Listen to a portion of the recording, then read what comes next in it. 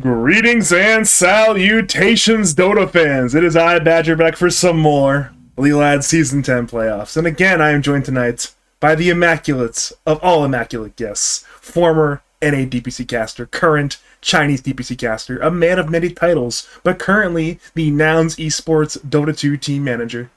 It is Neph Sensei. How are you this fine evening? I'm doing great, Badger. We've got another exciting day of League of Lads ahead of us. Now, you did not tell me today that former Odd Otters player Jay was going to be in the lobby. This changes everything. This is true. I was telling it last night. I was like, hey, Neph, you want to come? There's Pishya and 900 players. I forgot to mention Jay was in the game. My bad. One of my best friends just spent the major with that guy, the PGL Arlington major in North America, severely superior to the ESL event that just happened. Of course. In Genting. I just wanted to make that one completely clear. We already got a draft underway. The first thing that caught my eye in this draft wasn't the heroes picked. What'd that be? That would be the banners. Listen, which one do you want to point out? The Pepe the Frog one that's blushing, or the Lads Havens are corrupt one? Well, I think it's really funny that we are in 2022, the year of our Lord, and people still don't know how to put a Dota banner together. We got like half the Pepe the Frog blushing, but I wanted to point at the other one. Listen, do you want to know the story behind that one? I imagine the story behind that one is that the admins are corrupt, but as an admin, a corrupt admin, I imagine you have a different way of telling that story, so go on. Okay, you're going to explain it. So, we were doing signups, and PMA had this player on his team called Moozy.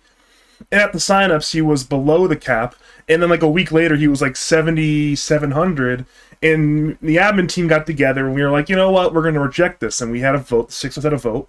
By a 5-1 vote, we said we're going to reject this player, we're going to allow PMA to get a replacement.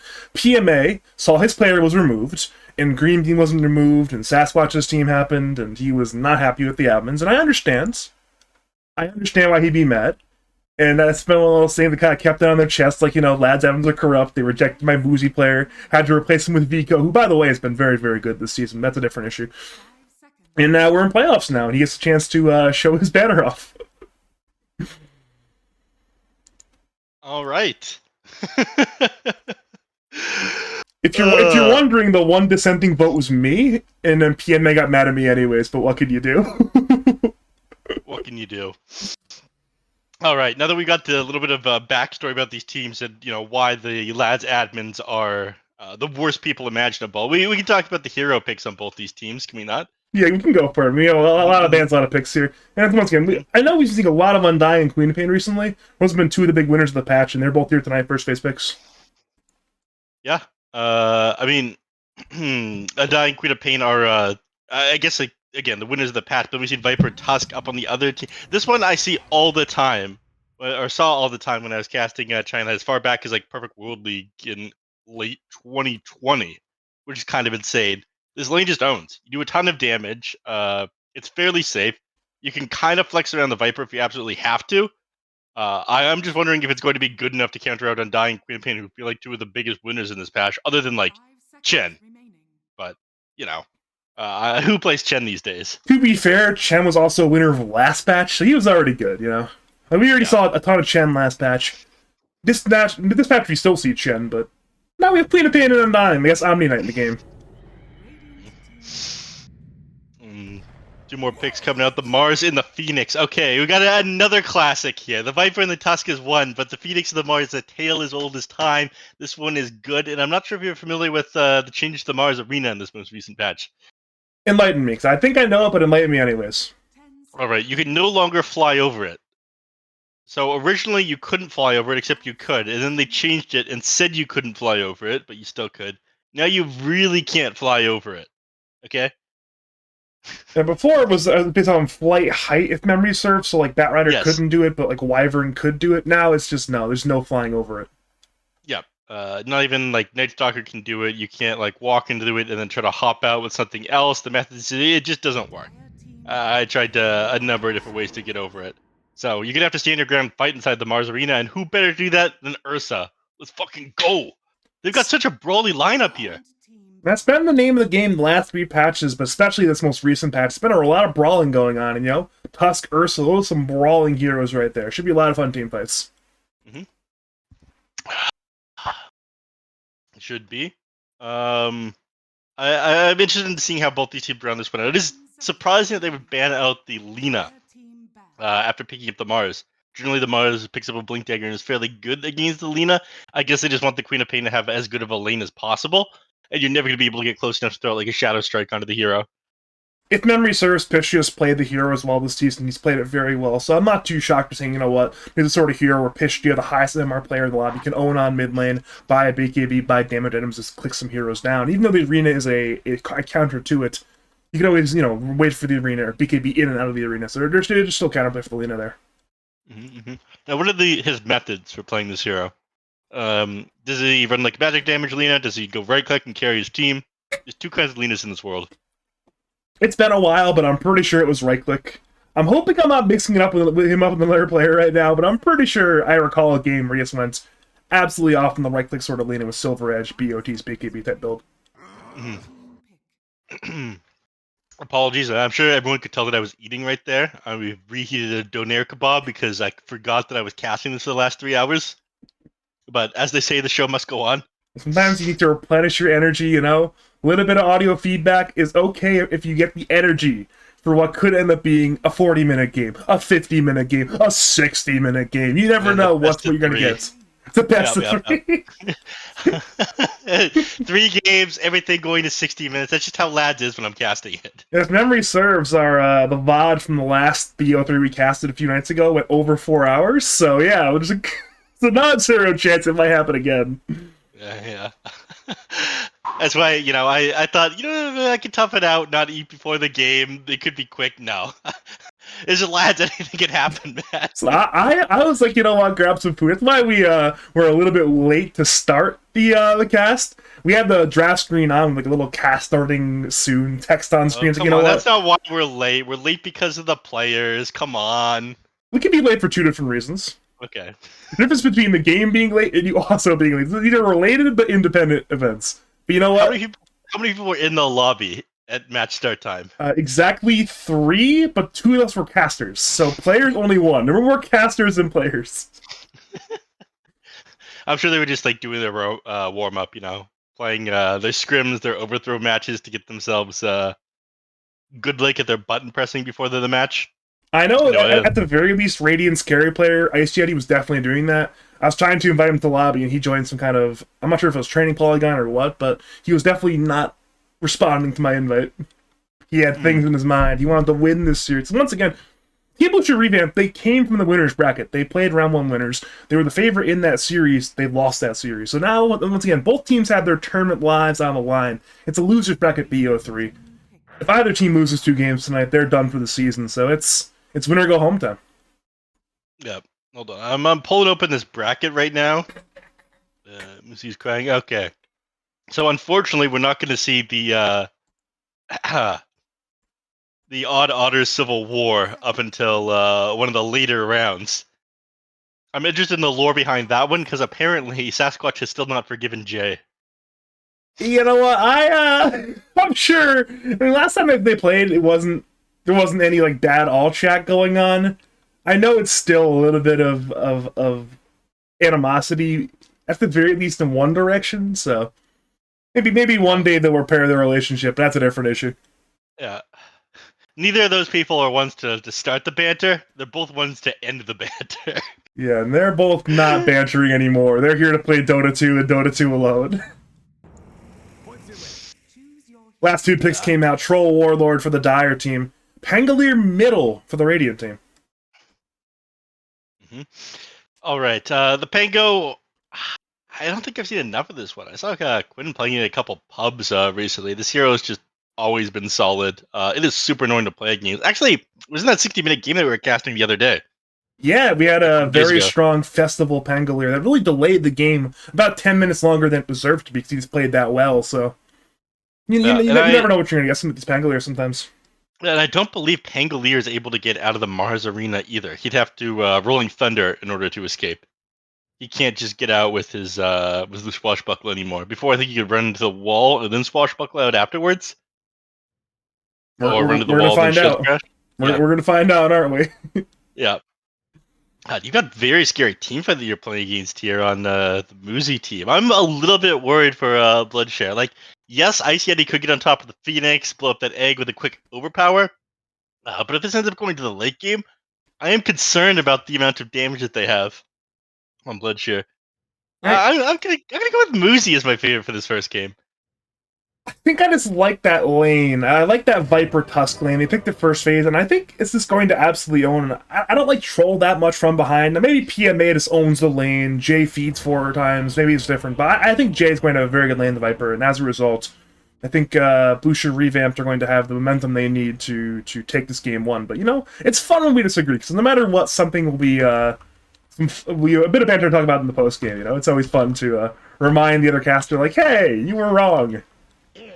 It's always fun. Don't you ever remind me that I'm wrong, son of a bitch. All right, so you got Nathan the J vibe, but Jay is going to be very upset with me later when I tell him that, or when somebody tells him that I prefer Dire lineup here. I believe in Jay though. So nobody has to tell him. Like, there's only we only have like 16 viewers right now. Nobody has to tell him. I mean, we're good. We're good. Yeah, no tattletales chat. Okay. I'm keeping my eye on you. As someone messages Jay immediately. Good at Jay all chatting like, hey, is Neph talking about me? Question mark. Seems like we'll be seeing no pre-horn action though. Both teams 5-man their own jungle, so we have more time to laugh at our own senile comments. Mm-hmm. I'm again surprised that neither team is just trying to run into each other. I think you're probably afraid to run into an Undying team though. That guy just owns at level 1, especially with how they changed the decay around. Do you see the changes for that one? He is super ownage in lane. I think he's a better core as well. Yeah, it's one of those things where before you would lose HP when the decay stacks went away, and they would gain HP when the debuff disappeared. Now both of those are gone, so Undying is just objectively better in every way, pretty much.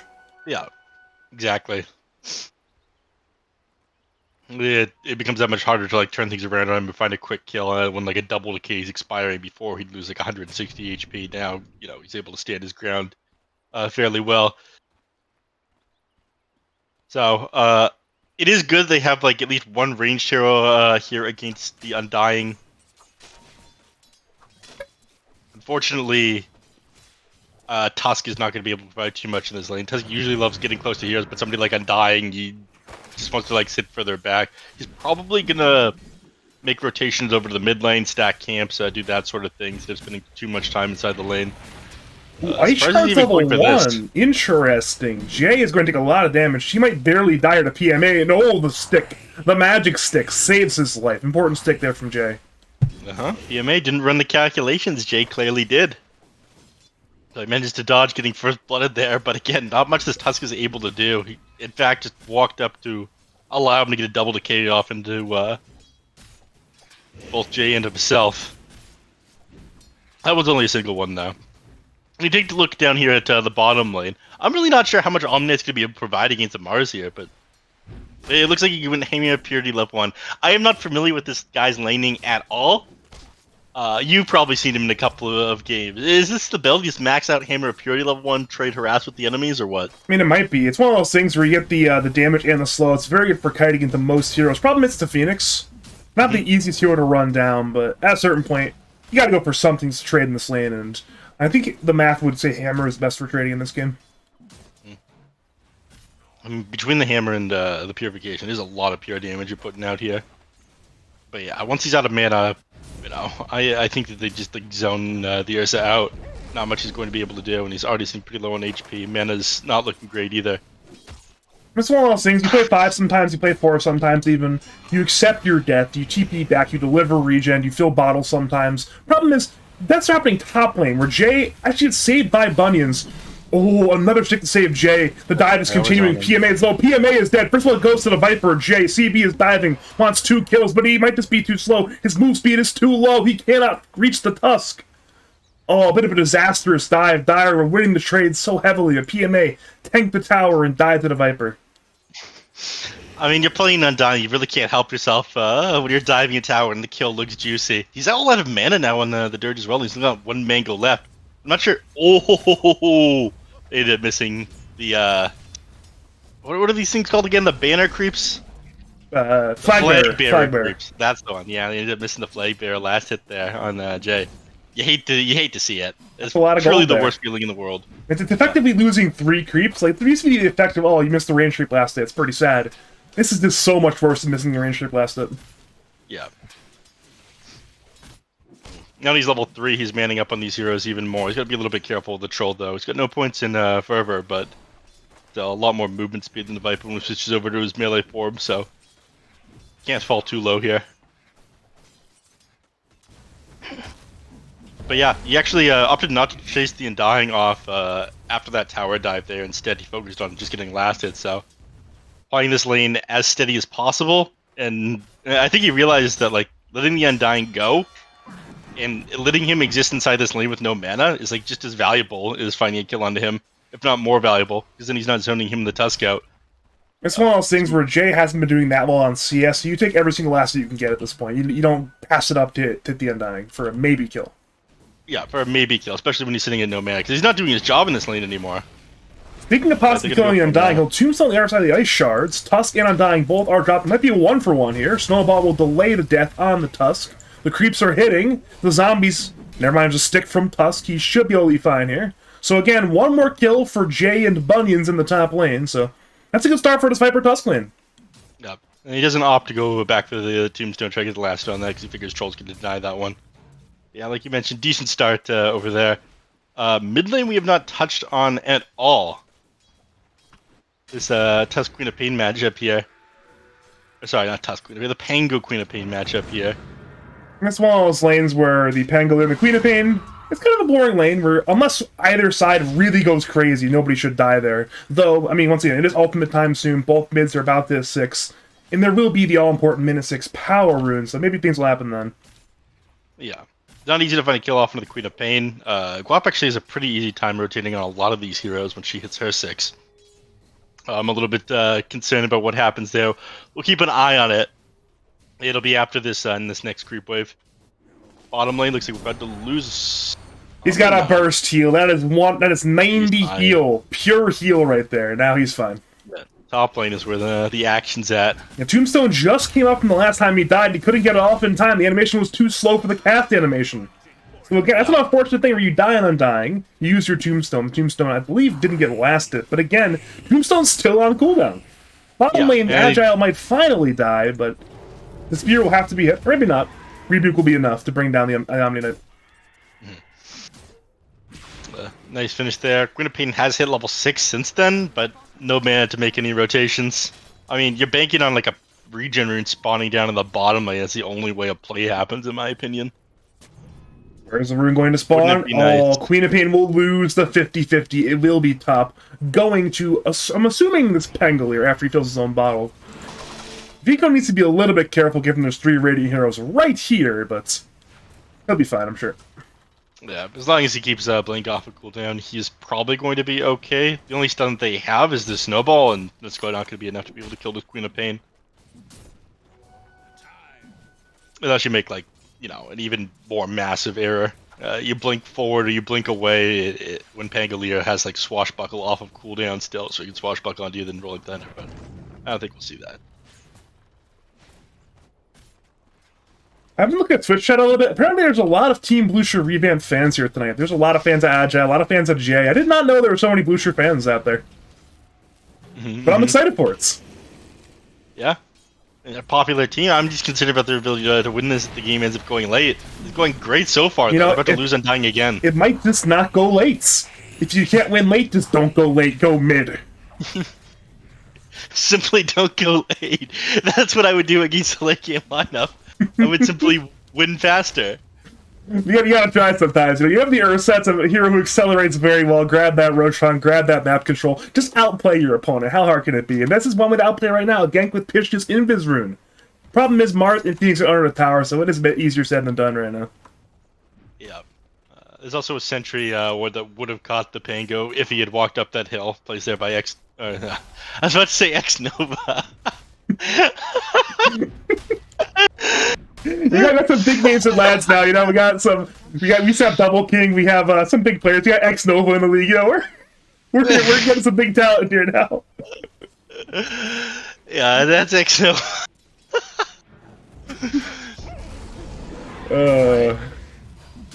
Speaking of Nova without the X, he'll turn with Fire Spirits onto the Omni Knight and Ursa once again. Doing a lot of damage there.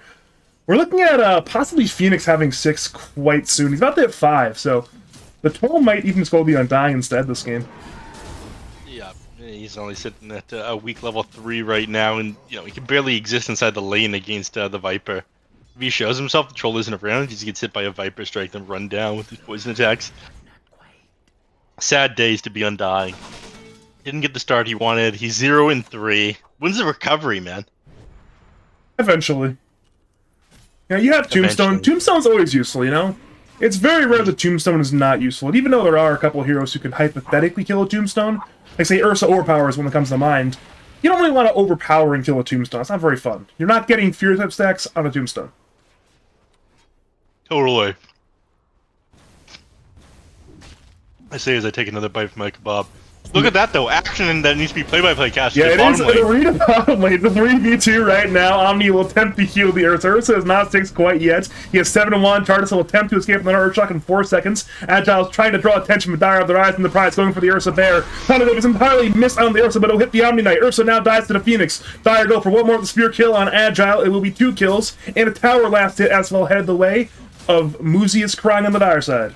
How's that? And they're not allowing them to like counter push over the mid lane. Nova ends up TPing here right away, drags the creeps off the building. They can't get anything off of this.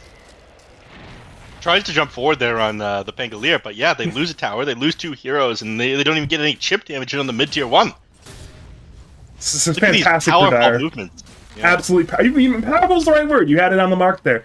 But we are going to see another powerful thing happen. It's that minute 10 rune spawn. Right now, Radiant again are in the better position for it, but they could get unlucky. Will they get lucky or unlucky? Let's find out. And they will get lucky. It will again spawn top. Pitchja doesn't really need the regen rune, but it's better than no rune. And it's much better than Dire getting the rune, so Pangolier will be happy with that one. Yeah, I mean, that's what separates the good mid players and the bad mid players, whether or not you can win that 50-50. You know, what can you do sometimes? You know, that's just why I don't play mid anymore in pubs. I play mid in pubs, I'm winning my lane, I miss every single 50-50, I get tilted, I lose the game. So I don't play mid in pubs anymore, I'm done with mid. I'm proud of you and how much you've grown, Badger. Is that just growth, or is it more admittance of, hey, I can't do this to myself anymore? That's getting old. Is that what being old is? Is just accepting, you know what, it's not going to work anymore, I'm done. Accepting mediocrity, yes. We're seeing the mid lane a roll by Pitchja. Fourth Lingus has his arena if he wants to counterplay once the roll is ended. It will be ending in about 5 more seconds. Undying is stunned but still alive. Jay is on the rotation to kill the Undying. It's currently 1 kill for the side of the Radiant, but Dire, 1 vengeance. Blink in by Queen of Pain. Supernova on top. Radiant are collapsing in the middle of this arena right now. The Mars might not a snowball hover. The stun is dodge! What a fantastic snowball from Bunions! That's 2 kills for the Radiant. What should have been a good team fight from the Dire was unraveled by fantastic Radiant outplays, and they might get a 3rd kill. Phoenix is forced to dive away to the safety of his T1 tower, so that's a good outplay there from Team Bloosher Revamped. You do have Blink available still on the Queen of Pain, so she's not really under threat of getting run down, but yeah, super sick reaction of the snowball. I mean, they decided to just fight under the arena, you can't escape anymore. Instead, they just stand their ground, dodge, stun out that snowball. Beautiful team play here. I can see why they have so many fans. I mean, come on. This is Kuroku no basket level shit. Oh, Vico almost gets killed by Pitchja. That would have been absolutely ludicrous if that occurred. Instead, CB will turn with Tombstone and Nova will force Pitchja to swashbuckle away. This T1 tower mid will survive a little bit longer, at about, what is that, 2/3 HP, it's fine. However, this top T1 did go down, so both teams have now killed 1 tier 1 tower. Yeah, how can you push into these guys? They're too powerful. They have planted the seeds of serenity. I guess you just snowball it anyways. Punch is online. Phoenix actually has raindrops. He will survive entirely. Pitchja is rolling with the ice shards. Appear to be blocking. Quaps on the other side of the ice shards. You hate to see it. He just can't get over that ramp. He's forced to turn around. Between the ramp and the ice shards, this is no play there for Pitchja, sadly. Yeah. I mean, on the bright side, you know, the inaction definitely favors the Dire side. We talked about they got the late game here. Simply don't lose the early game, and you'll be better off with the Troll versus the Ursa matchup. You know, just win, baby. Just win. Mid lane, Just Pisha win. is trying to win. He has a double damage rune, has Swashbuckle, does a good bit of damage to both Undying and Clop, but kills neither, and as a result, the Sonic Wave will obliterate Pisha. Bit of an overstep from the Pangolier, and now Dire want one more. There's an arena on one, only the Tusk, but Tusk is an easy kill in a 4v1. Omni attempted to get an ability off, but was not in range. As a result, the Tusk will die. 2 more kills for Moozy is crying, and now it's the Radiant who are crying as their mid T1 is under duress. Yeah, Jay's gonna TP in to this one, just so they don't lose this mid tier 1. Yeah, the other 2 heroes, other 2 heroes are dead. Yeah. Ursa's busy farming his Battle Fury up in the top lane. You can't afford to have him come and try to join a fight right now. If he's committed for this Battle Fury, he's committed for the Battle Fury, right? He's here to farm, you know. Ice Yeti is a creep-hitting enthusiast, and he really just enjoys hitting creeps. And this is one of those games where on the Ursa, he's going B Fury, just hits more creeps. Now, are you a Ursa Battle Fury enthusiast, or do you prefer him with a do-shit item? Yeah, I think it depends on the game. I think this game, you have the Pangolier, you have the Viper. These are heroes who can buy time for you to buy that B Fury. And if you have B Fury, it's easier to hit like a 4-item timing than if you have the active items a lot of the time. Right. Yeah, I mean, at that point, you might be able to blow up Mars instead of just having him stand his ground, clicking the bulwark and sitting in front of you. Ooh, big smoke gank into the Dire Tri-Camp. PMA will get stunned by roll, of course, can Battle Trance if he needs to. Thunray is attempting to heal Agile. He'll purge himself. Agile will actually barely get the Guardian Angel off in time before he dies. Now it's Pishy on the north side, running the hell away from the Troll Warlord. He'll Swashbuckle, has TP in 12, but has a Queen of Pain blinking onto him, so it'll be hard to escape. He's already 1/2 HP and dropping rapidly. He swashbuckles to the high ground, but again, Dire are aware he's there. They have vision everywhere right now, so... One more swashbuckle and a TP out would get them out of this. If this actually works... almost a great play from Pistia, but Dire again. They hunt that man to the depths of the trees in their base, and eventually they claim that bounty. Yeah. As they say, what can you do? What can you do? And down by the Queen of Pain and the Troll Warlord. I don't know. They ended up nerfing the range on that one a little bit in, what, not 7.32, 7.31. I feel like a slightly further swashbuckle 2 times in a row would have gotten away. Big escape by Ice Yeti, actually. This Radiant Ward gave Vision of the Mars when his smoke popped, allowing Ursa to run away in time. That would have been a disastrous death on Ursa, just after about the Battle Fury. Instead, he'll survive. Good ward there. Whose ward was that? It's dead now. Whoever put that ward up there. Good ward. Good ward.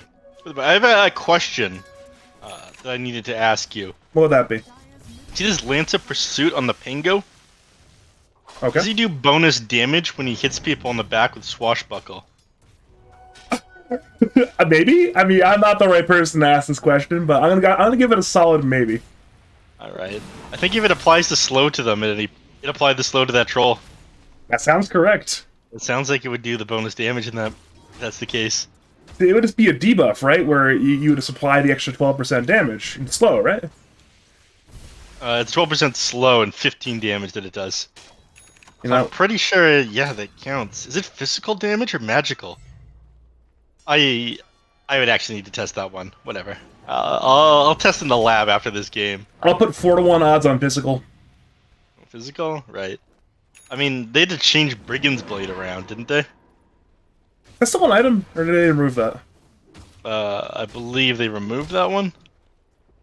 I don't think I've seen it since. Oh no, it's still in the game. I'm crazy. I just haven't seen Brigand's Blade. Nobody wants it. No. Nobody wants the item. I can't keep up with these patch notes.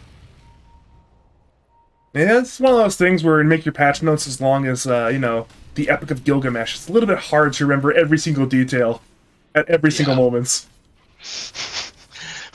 Honestly, I've only played like 3 games of... I've been watching a lot of Dota, but only played like 3 games of Dota.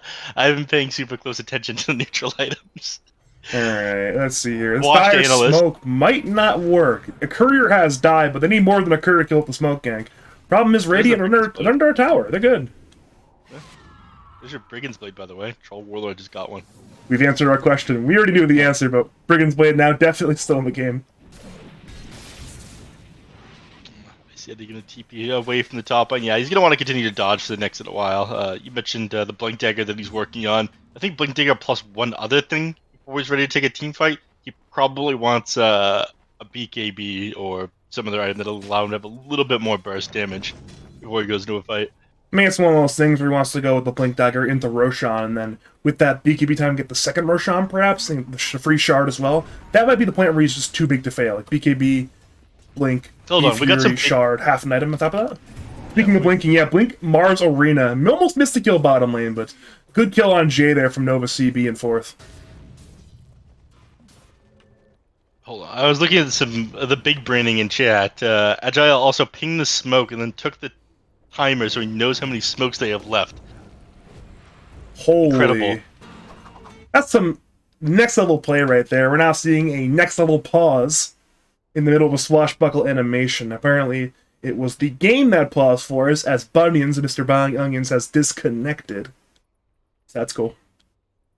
Nah.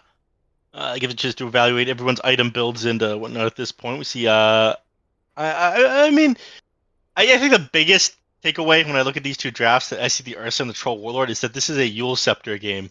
That item is just good.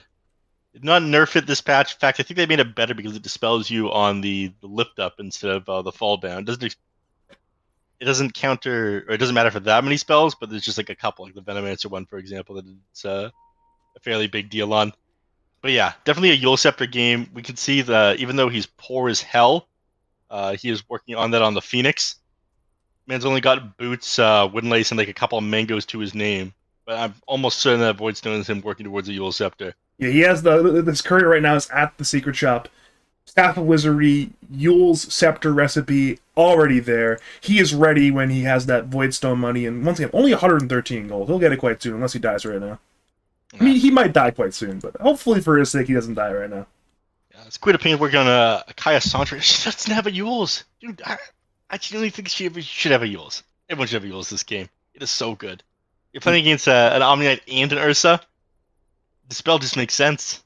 This is one of those games where we see 8 Yule Scepters in the late game, or sorry, 8 Windmakers in the late game, everyone but Ursa and Troll has a Windmaker. Yeah, for when this League of Lads game goes to 70 minutes, right? 75 minutes, Neph. 75 minutes. That's how we wrote the script. We wrote the script. So we saw Neph was coming. We changed our script from 23-minute stomp to 75-minute slobber knocker. Mm-hmm. A little bit, a bit of a non sequitur here, but at this point, I find it funny that people love to put in the chat that these games are they're script written. It's a lot of these tournaments. Do you think these tournaments would go the way they did if we wrote the scripts? Given that the Lads admins are corrupt, yes. I don't mean just Lads. I mean in general for pro Dota. It's like you would see Navi in a lot more grand finals if we wrote the scripts on how the tournaments are supposed to go. Like you would see Navi in the grand finals up against EG, not what we get currently. You want to see Navi in the grand finals against Evil Geniuses? I think a lot of viewers would like to see that. Navi, even no matter how bad they get tons of viewer numbers metrics-wise. Oh, we're back. We'll have to go on my ramblings later. Because we're seeing a Shadow Strike on Pistia right now. He'll get purged by Omni Knights. Omni hits on 3 for a lot of damage, but again, nobody's died on either side. Pistia is looking for Nova, who we forced to Supernova. Pistia will now roll away from the Undying, and it seems like everybody will survive, and yep, everybody will survive. Ice Yeti not joining up in that one. He had the Blink Dagger queued up earlier. He has switched over to a BKB. Makes a lot more sense. Okay. I mean, just wants to be able to stand his ground and actually fight into these heroes. Eventually just putting a lot of magic damage to him. Or having to 1v1 the Troll Warlord. He gets hit by a single brute. He is just stuck in place. He has the BKB. He's able to move around more freely. I'm a little bit concerned that even with the BKB, he still might not win these man fights with Troll. I mean, he won't. That is correct. Speaking of losing the fights, it's Undying who's dying. Bit of an oxymoron on that one, but what can you do sometimes? Nice. I am dangerously into puns tonight. I'm sure I am killing my own cast by doing that, but it's okay. Sometimes you just gotta go with the puns. Yeah. I still genuinely need to test whether or not that Lance of Pursuit is doing bonus damage with the Swashbuckle. The debuff does not last that long. It's only a 1-second debuff, so it's hard to see it sometimes. It's like, alright, oh, I'll check Queen of Pain. Wait, the debuff is applied, okay. Yeah, It's definitely again, applied. it's applying the debuff. I'm just not sure if it's actually doing the damage. The positioning is if they want to go into Roche right now. I mean, they have an Ursa. If somebody else, they have an Omnite. Well, they are capable of doing it, but you're fighting into like Mars. Fire want Jay, and they might kill the Viper, but Radiant wants vengeance, certainly. Jay is being kept alive for as long as he can to do as much damage to the Mars to allow Ice Age to arrive to kill the Queen of Pain. The Mars will TP away, but Snowball hits on Phoenix to cancel the Icarus dive. Nova is dead, as is CB. So again, Dire wanted the kill on Viper, and they got it, but it cost them 3 heroes and a Tombstone bounty. Yeah, and probably a Roshan. That's what we call the J-baited. You're killing me, Neph. It's fair. I'm killing you with my dumb puns. You're killing me with your dumb puns, so that's okay. Well, we were made for each other. Right. Oh, God. Yeah, they could use this opportunity moving to Roshan, though. You cannot afford to give this one up. You have a 9-second BKB and a Blink Dagger on this Mars. I'm pretty sure you just walk into the pit. Problem is, Agile's is in the way. Like, he tanks the spear. He's bought time with his body to allow the Mars to not go in there. He's prevented him from entering. Like, alright, I am the bouncer. You are not entering. My Ursa will get the Aegis, and everything will be good. Agile's so powerful. They just couldn't stop him. He was afraid to approach the pit. He, like, T-posed on that Mars. That was insane. Sometimes you just have a big hammer, you know? And I think if you have a hammer in your hands, you just have more confidence. Mm-hmm. Like, look at all these heroes with hammers in Dota, and they're all just chads. And Omni-Knight certainly is one of them. Name 3? Dawnbreaker's a hammer, right? Mm-hmm. You consider ET's weapon a hammer, or no? It's like a stapler. Sven can equip a hammer cosmetic. He's a chad. Who's even the hammer hero? Would Face's Void count? That's a mace. Yeah, that's definitely a mace. And while similar to a hammer, it is not a hammer. He can equip the Mjolnir. What can I do in return? True, but can't every hero equip Mjolnir then? No, it's a cosmetic. I know, but you can buy a Mjolnir. This is true. Sometimes you just gotta ask philosophical questions about what is and what isn't having a Mjolnir. My dumb, isn't there another hero who uses a hammer? I don't want to tab out the hero screen. You can do it if you want, because you're not doing camera work, but if you want to check, you can go for it. God, what an amateur stream. This guy doesn't even know what heroes have hammers and what don't. Sometimes it's hard to remember exactly what weapons everyone's carrying, and also what is and is not a hammer. We're seeing tier 2s die, by the way, both top lane on the Dire side and bottom lane on the Radiant side. It's just it's time for some tier 2s to die. Neither team will defend, and I guess if you're die, you're happy with that one, because you're down the Aegis and you trade evenly, so it's pretty good there. Blink Dagger's now coming out on several heroes here on the Radiant side, so the BKB 9-second is done. He's still got an Aegis. Blink Dagger's out. Blink Dagger just completed on Pango. This is the big timing for them. Yeah, triple Blinks, BKBs, Aegises. It's time to go. You might as well at this point. You're very, very strong in the Radiants. Yep. And again, you mentioned you didn't like their late game. This is how you make sure there's no late game. You take a fight right now when you're stronger.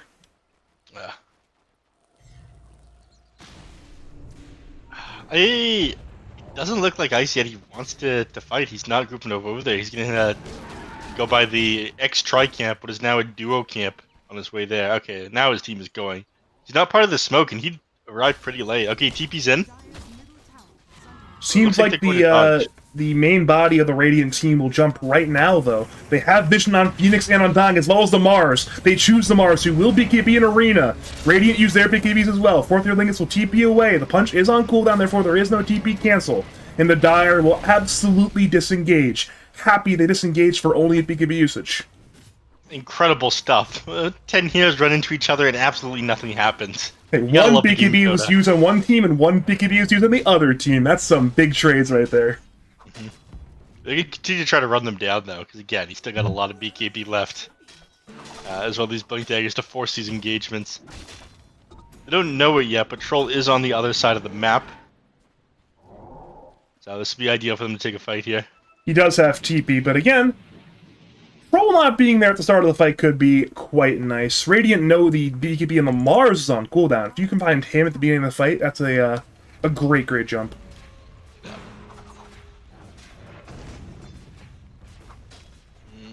They said he doesn't manage to find anything to connect with. Yeah, no. You don't just have to focus down these buildings. Troll Warlord is building up network at the same time. Again, the later this goes, the worse off they are. And also see that he's working on an Aghanim Scepter on the Troll Warlord. I really like that against the Viper. Being able to consistently reset those poison attacks. Even take off like the lucky shot. There's your jump on Undying. Gets annihilated. They move to Queen of Pain, who's being chain stunned, but not chain stunned hard enough. And that's, I guess, is the other part of the Radiant, other than their lack of late game, is their lack of lockdown. However, mid lane they find PMA, who can BKB and TP. The one problem is he needs to kill the Tusk first. Tusk will snowball to delay. BKB again will try to land the fight, but the punch will bring him in the air. He can now try to TP if he wants to do it. However, Radiant have too much damage. The troll will be forced to battle trance. He's man fighting Ursa. Oh no, it's a disaster right now. Bunions is dead, but Yeti have to trade for PMA. Queen of Pain will BKB, or not BKB, she'll blink away. Her BKB not finished quite yet, and Radiant are pursuing. Yeti cannot kill Quap. That's a big kill there on Troll. Yeah. I thought they might be able to turn that one around, but it was incredibly ambitious, you know. Just dropping his ultimate in the middle of that one means you're going to do nothing to turn that around. A nice attempt there by Troll, you know. Tries to TP out, forces some people onto him. Once he realizes that it is too late for him, drops up Berserker's Rage and tries to turn, but unfortunately for them, Omni poor Undying. Oh, he died for the 8th time now. And fed another 200 gold as well. What can you do? What can you do? 0, 8, and 7.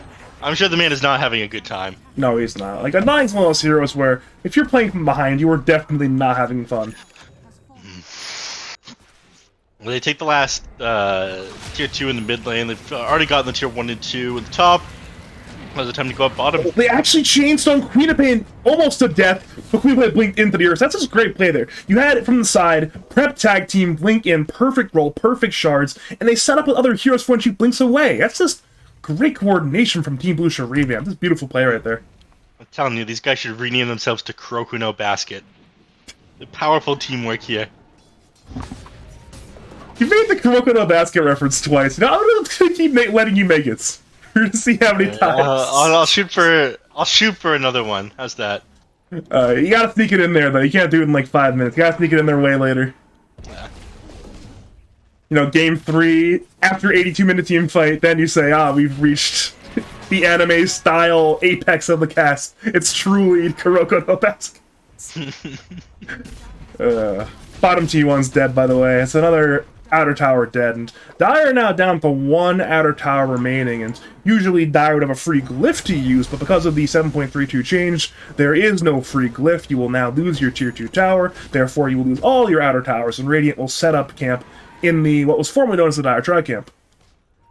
Yeah, I mean, it's not great to hold this position anymore. There's one less camp for you to work with. You'd rather invade the enemy team's main jungle. It looks like that's exactly where they're going after, you know, clearing out these ancients here. But after they do so, they're going to run to a smoked Dire main body, going Tri-Camp Mars, pops his smoke, arenas on Tusk and Omni Knights. Snowball will counter, Supernova on the way, Jay is hitting it, but he will not kill it in time. A huge Sonic Wave, Agile is dead, Radiant are stunned, Viper will fall, Yeti will attempt to manipulate his BKB, but CB is the only trade so far. Troll is being chained, so Troll is dead, but no, it's Ursa dead instead, the Troll is alive, he's still being chained, but there's no damage. There are 2 heroes, and a perfect spear from 4-0 Lingus. That's a full 5-man wipe! That Ursa just could not get on top of the egg. I think it was made even worse by the fact that the Ice Shard was in the way. Just trying to separate you know, the 2 teams there, but ended up making it too difficult for the Ursa to get on top of that one. Huge damage coming in that team fight from the Ursa, and that stun. That was absolutely wild. He got completely ruined in that team fight. Omni never managed to get it off his Guardian Angel either. Now, I think the game just turns on its head at this point. You had the lead, you were invading the enemy team's jungle, but we mentioned, you know, late game, the IRT definitely has us, and unfortunately I think we've hit the late game at this point. Yeah, I think after that fight, if we haven't at the late game yet, we're certainly going to hit it. And again, there's still a lot of room for Troll to grow. There's still a lot of room for Quap to grow. Quap is still incredibly poor, but at this point, your Mars is your most farmed hero. He has an Aghanim Scepter. Look at this man. Look at eggs, Neph. They reworked it. I think it's better now, but again, it has an eggs. So move alongside Mars, doing attack damage, slowing the enemy. Yeah. Well, how'd they change it? It slows the enemy now? I think so. I know they definitely mentioned it. I don't remember what they did, but I'm pretty sure they buffed it. Alright, I'm pulling up the patch notes. I'm the guy in the chair. To be fair, I'm also in a chair, but you know, you're in the analyst chair, so it's your job to Google 7.32 patch notes. As that happens, both teams will smoke up. Dire is 4, Radiant is 5. Have we found the Mars Eggs information yet? They did not change it, but they... Really? Yeah, I mean, active redirect no longer is ready. It's now a cone. When he activates his E, the redirect range is increased, and when he activates, there's an extra 30% chance that Bulwark ends up reflecting onto him, so I believe it becomes like 100%. That's a buff, right? But he didn't go for that talent. Well, Pistia is rolling. It's a root from PMA. He'll battle transfer the damage. He's still once again caught in place. Sonic Wave. And Arena as well as their backlines on 2. Viper and Omnia. Tusk blinks in, but he cannot save anybody. Pistia and Agile already dead. A 2-for-0 in Dire's favor. And Radiant are collapsing. Jay is low HP. The Ursa is stunned. The Viper is dead. Ursa will BKB, but it's entirely futile. He kills Queen of Pain, so now it's a 4-for-1. The TP is not successful, however. Again, another full 5-man wipe. Dire will claim the Roshan, and it's looking incredibly good right now for Moozy Scrying. Yeah, I got the massive death on the Troll Warlord, so as long as somebody else tanks this up, which, the Mars is easily going to be able to do, I'll clean this up in no time at all. Yeah, Sun Ray will make this even easier for them. Troll Warlord's probably going to heal it up to like nearly full HP while taking this Roshan. He's not looking too great. AK now with advantage now. And now that the Troll Warlord has done this Aghanim Scepter, like, none of these dots, none of these debuffs are actually sticking onto him. You can't disarm him. You can't keep these poison attack stacks up. He's struggling to kite him as well, because, you're just running like 4 melee heroes against this Troll. It seems like PMA will also take the free shard, so again, it's even easier now. With that extra bit of status resistance or attack speed at his disposal, it's that much harder to do all that stuff you mentioned. Well, if you're Radiant, you're down by 11k, but you don't know that. All you know is the last 2 fights have been an absolute disaster. What kind of play do you make now?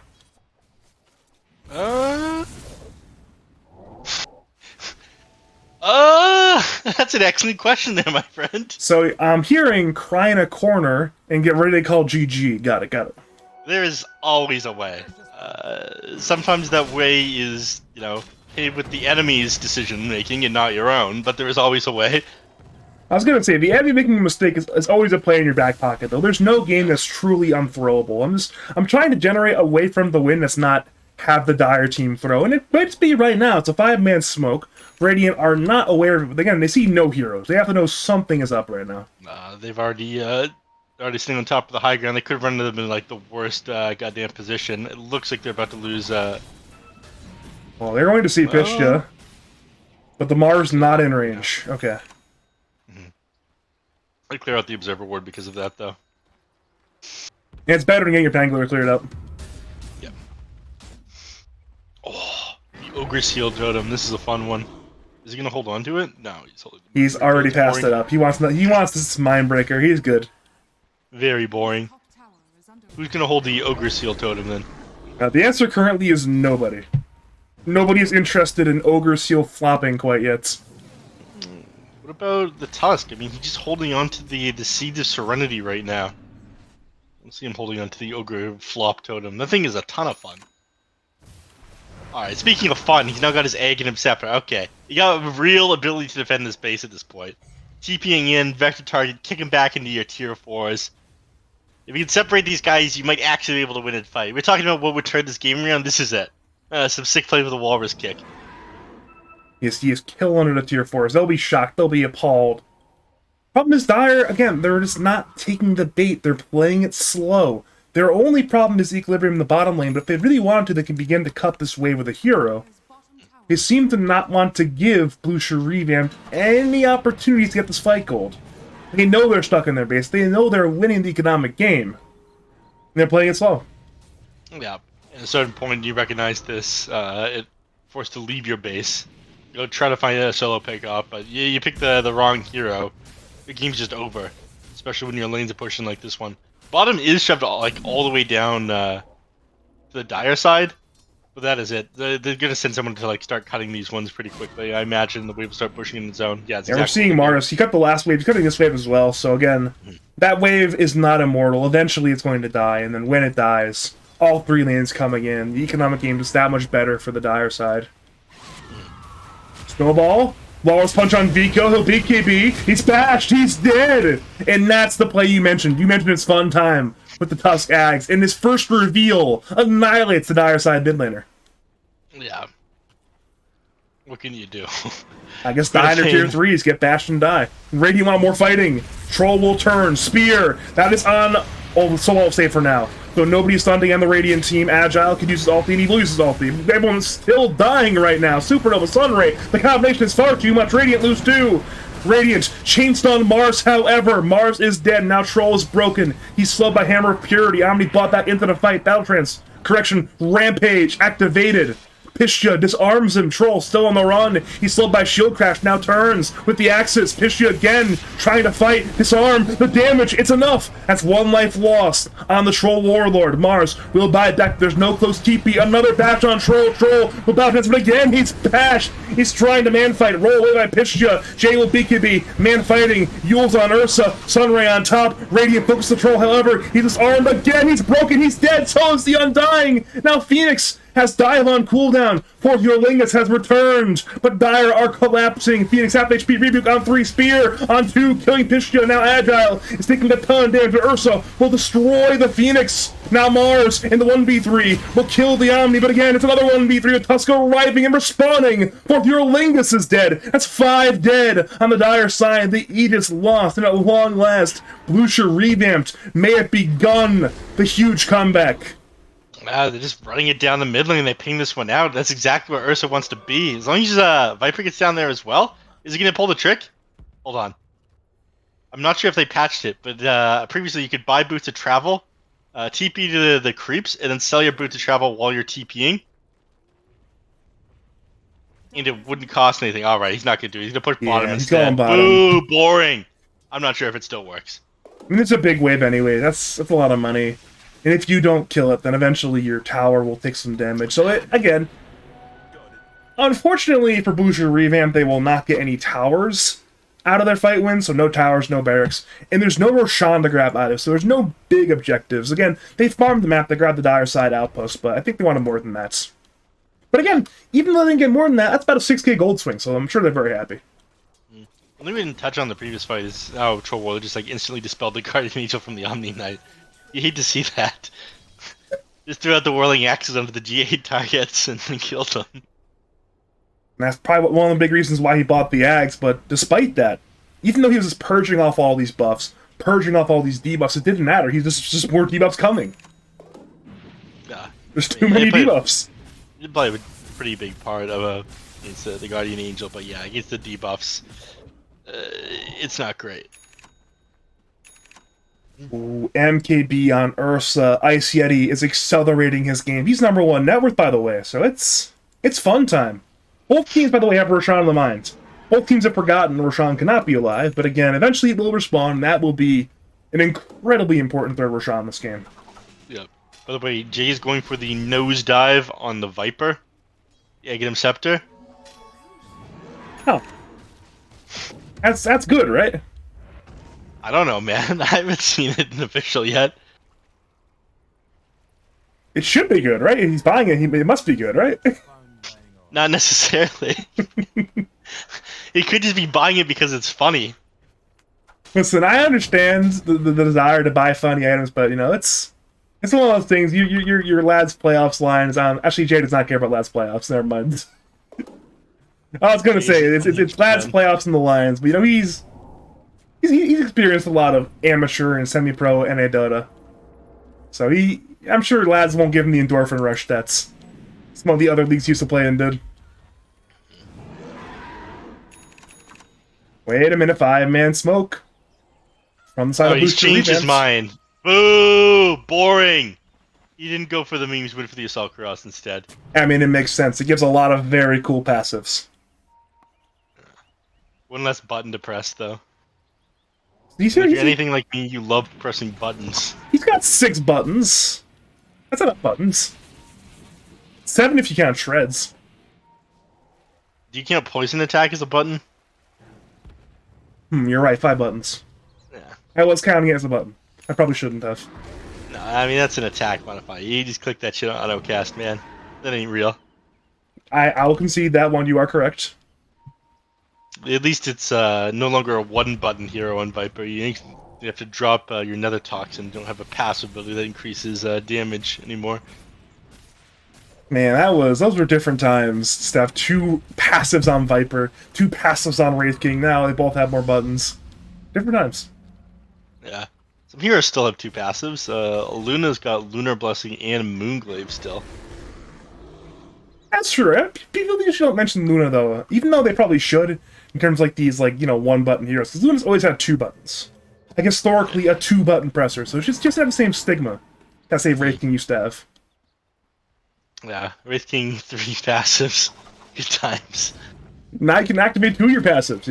Yeah. One of them you don't really activate ever, pretty much, but you can.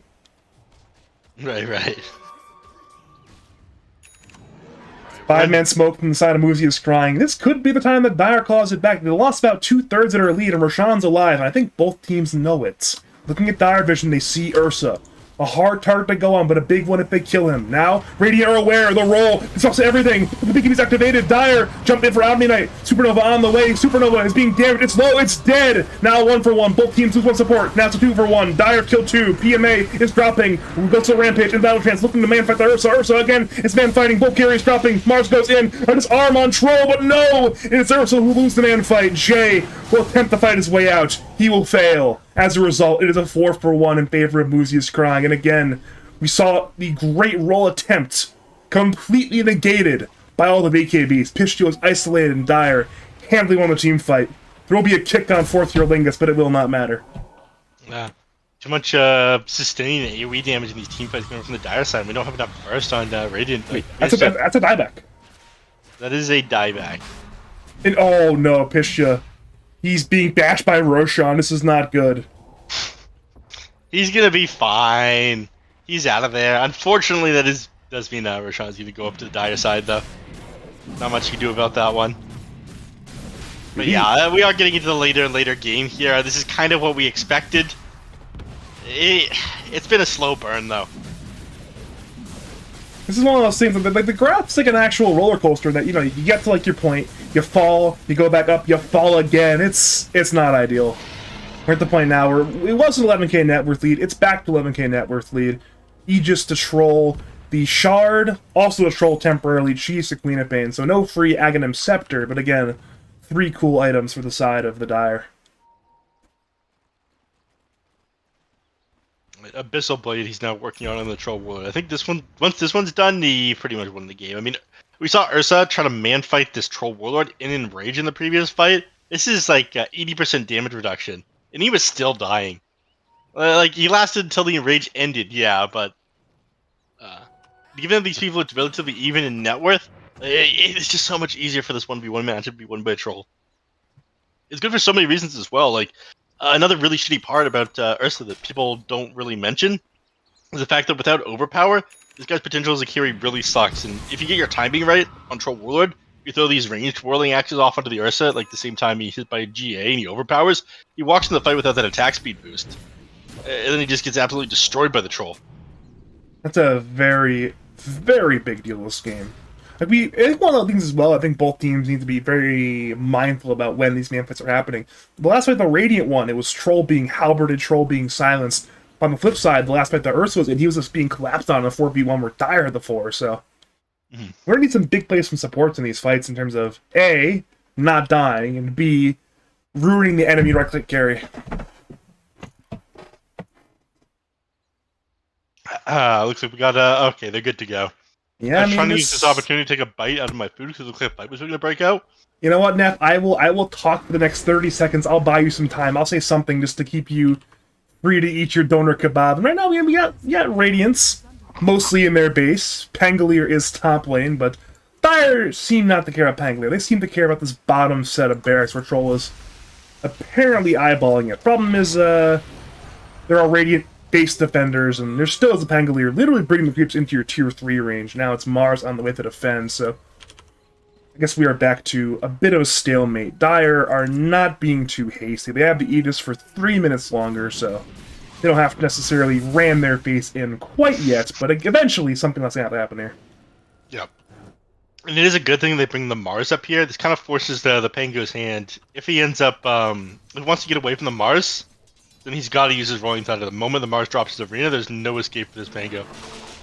All the reactions! Inhuman reaction from Pitchia! How did he do that? Oh my god. This guy's never going to work. Like, from now on, that man is opening with a God's Rebuke. He is never going to work in this town again. Holy shit, he was ready for that one. He was invis too on the Mars! Yeah. Oh. Wow! Pitchia Dota. Yeah, that's a gamer reflex right there. Why this guy's the mid player on the team. Let's fucking go. Alright, things are looking up. You dodge the arena, it's on cooldown. Abyssal Blade has completed on the Ursa. Maybe with this one he's going to be able to man-fight the Troll. Yeah, it's so hard. They just don't have enough single target damage to be able to blow this guy up. Especially with the Phoenix sitting behind him, dropping that Sunray. And now Phoenix has a Refresher Orb as well. So we have to deal with 2 Supernova Sunray combos. I guess hypothetically, I mean, they killed Phoenix in the last fight during Supernova. Doing it again might be hard, but it might be necessary, because again, if you kill the first one, there will be a second one. Snowball on PMA kick as well. Troll completely isolated. That's 1 life lost. Problem is, he has 1 more life. Yet he will attempt a man fight. BKB from Troll. Undying is dying. Abyssal on Ursa. Both teams trying to jump in. Dire of an arena. A fantastic arena. CB is dead, but Yeti is the trade. A big one moment kick in the fountain. Kills the Troll Warlord. Now Radiance will run away from the Supernova, but they know they've killed the major carry on the Dire side. Pitchia is rolling, hitting everybody. Dire have 3 in the Radiance base. Batch on Queen of Pain. Agile still fighting, tanking the damage. Kick on Mars, under tier 4s. He's kited by Jay, brought back further, who are reaping for lifesteal, but again, Radiance are trying to distract, hitting Queen of Pain. Vico cannot blink, Vico will die. So now both Vico and Agile dead, and another kick into the fountain for the Orlingas. He's trying to not die thanks to his passive, but no, there's no leaving the fountain. Phoenix is dead as well. His base siege has been a disaster. You get a T3, you get a range Rax, but you lose so much.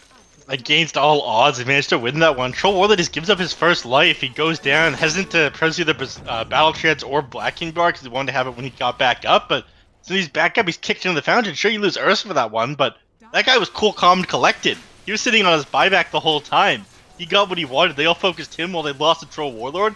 And then for the other, 4v4 part of the fight, it was super easy for the Radiant. They're still in it.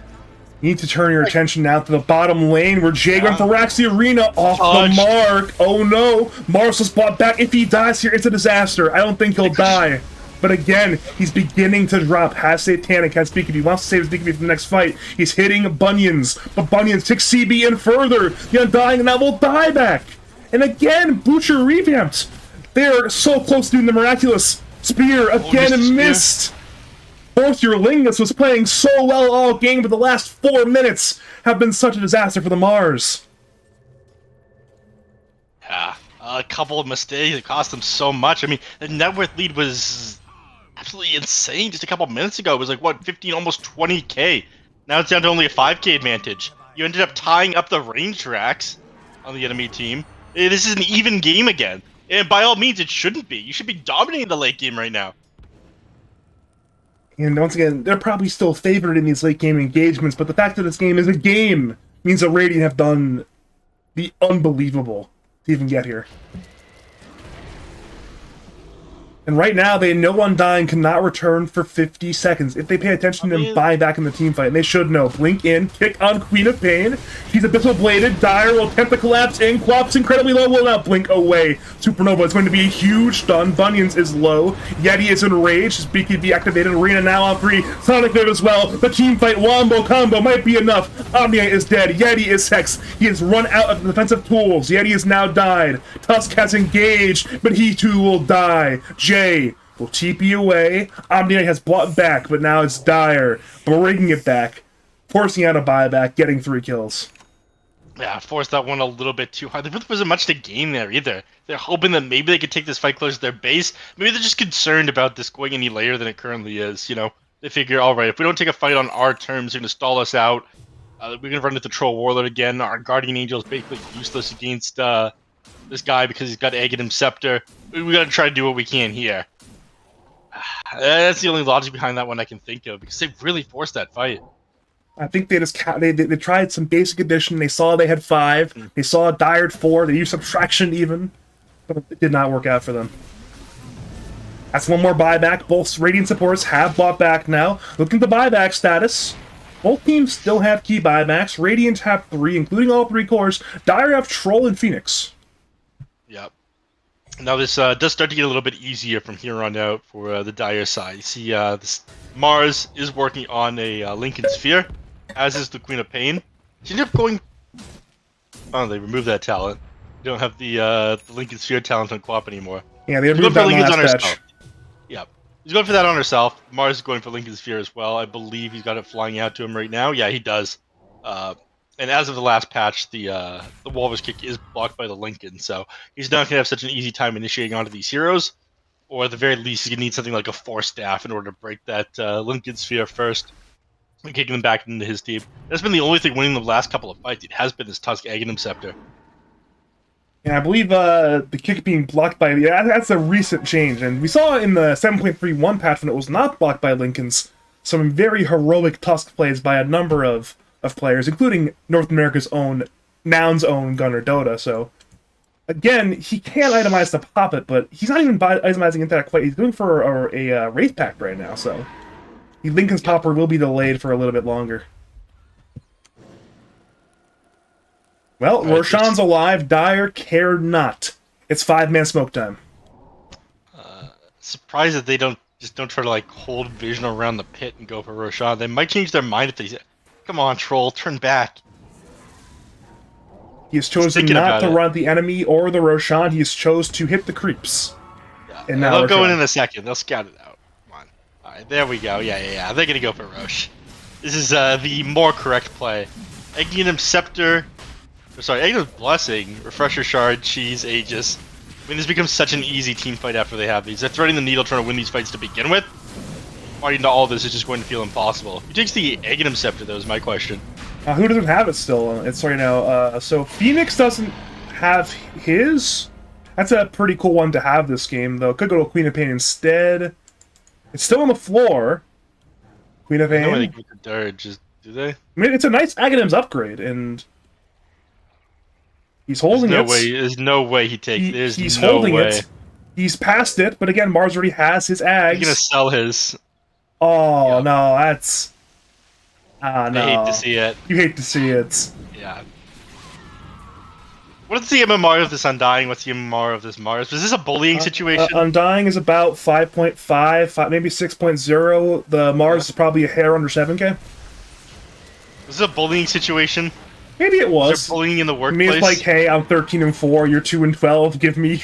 I have higher MMR, give me the eggs. I don't know. I never would have given up an eggs like that. I would have 100% eaten that thing. The moment he left it on the ground for me, it was mine. Not everyone is a full-blooded Giga Chad like you are, and unfortunately, that will not be the case today with the Ags that went to the Mars. Dire hitting the melee rags top lane, by the way. As the... Actually, it's going to be a melee trade! The creeps on the Radiant team at the Millirex. So it's going to be a trade, and they were denied! That's good for Radiant. They trade and win on gold somehow. That's... The only problem is Dire have literally fermented the cheese. They have 2 cheeses right now. Yeah. The double cheese strat is a powerful one, I hear. Double damage control is going to take. They back off after that one, though. I guess just sitting too low on the Troll Warlord to feel comfortable trying to breach high ground at that point. They'll probably slow siege the second one, but yeah, a 20k net worth advantage. We really are living in the age of these 60-minute lads games. By the way, I know we joked about it, but I think we've truly cursed me. You know, it's one of those things where to distract you from the 60-minute incoming game. Yeah, I'm like, Every single time I see two cheats, you ever watching TI3 IG versus DK? It went like 98 minutes. It was a record at the time. But there's like that meme video of the Korean commentators commentating that game. Every single time I see multiple cheeses, that's what I think about. Is that Korean commentator IG versus DK TI3 game?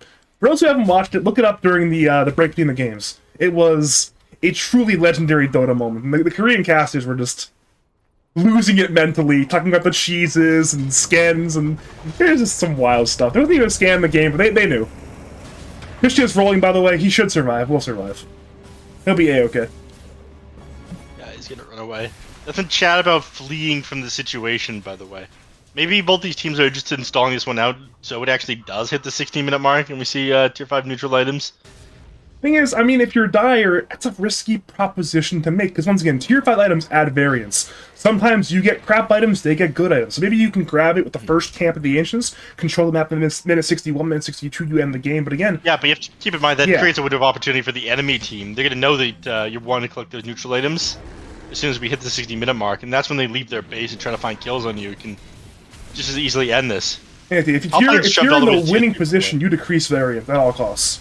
Blink. No kick, Lincoln's blocks it. Bunyan's now hexed. Dire focus. He's purged by Agile, but again, it's not enough. Bunyan's is dead. Now Yeti. It's man fighting. He's stunned. Roll is stunning everybody, but a supernova. That's a huge supernova. Radiant kill it! They focus it down. Everyone hits the supernova. Now Nova is dead. Radiant fighting the 4v4. Phoenix buys back. Dire focus Yeti. Yeti has no BKB. He's hexed. He's low. He might get brought down. He will get brought down. He will immediately buy back. The Aegis is lost. In comes Yeti, returning to life, hitting the Mars, who will arena. Now Dire in the arena. Focus to T3. Phoenix, who has returned, is hitting with the Sun Ray. Dire are not great on HP, but they're fighting in a 5v4 and have one more cheese. The bash on Jay, the Hex, the Abyssal Blade, the Spear, but Vico is destroyed by Ice Yeti. But in comes one more supernova. This time Radiant cannot kill it. They're on the long march to their fountain. Yeti, half HP, BKB still on cooldown. Dire again, engaging in. Pishja will roll up,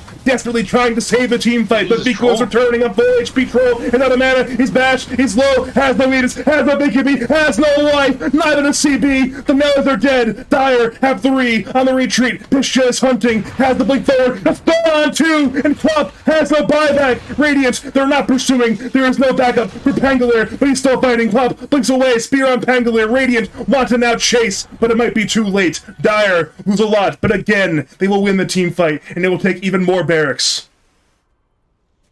So, I mean, they managed to hold this one, but they need to get something on the map after this team fight. Again, they hold, one of their Rexes. The melee one did end up going down. That is exactly what Jay's doing. He's running it down the mid lane. He knows, they end up expending buybacks here on the Ursa. If they can't force something on the Troll and create themselves like a win condition here, then they're not going to end up winning this game. Something needs to happen in the next 60 seconds.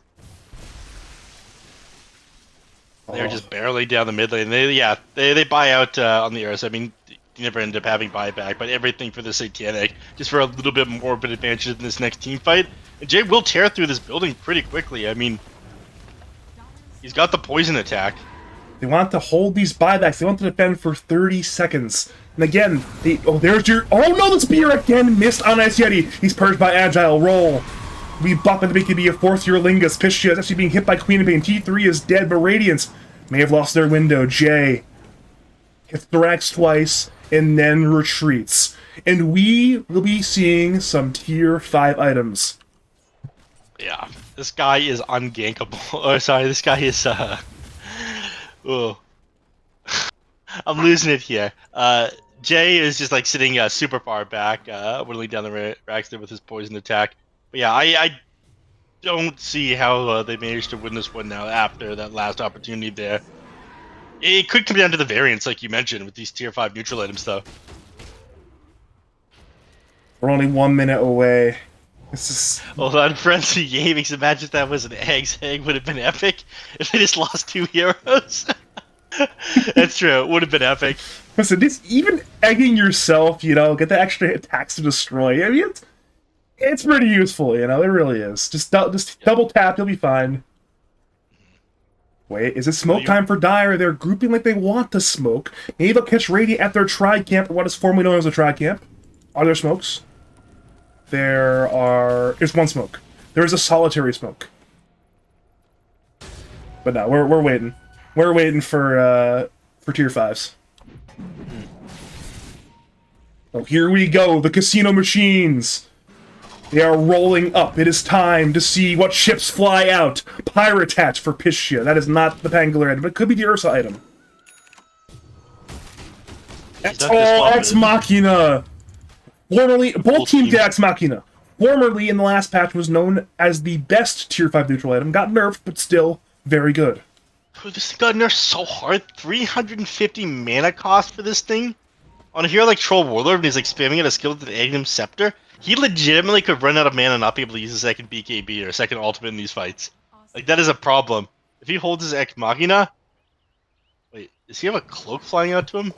This is insane. Rickster's cloak. Okay, we have Giant's Ring for Vico.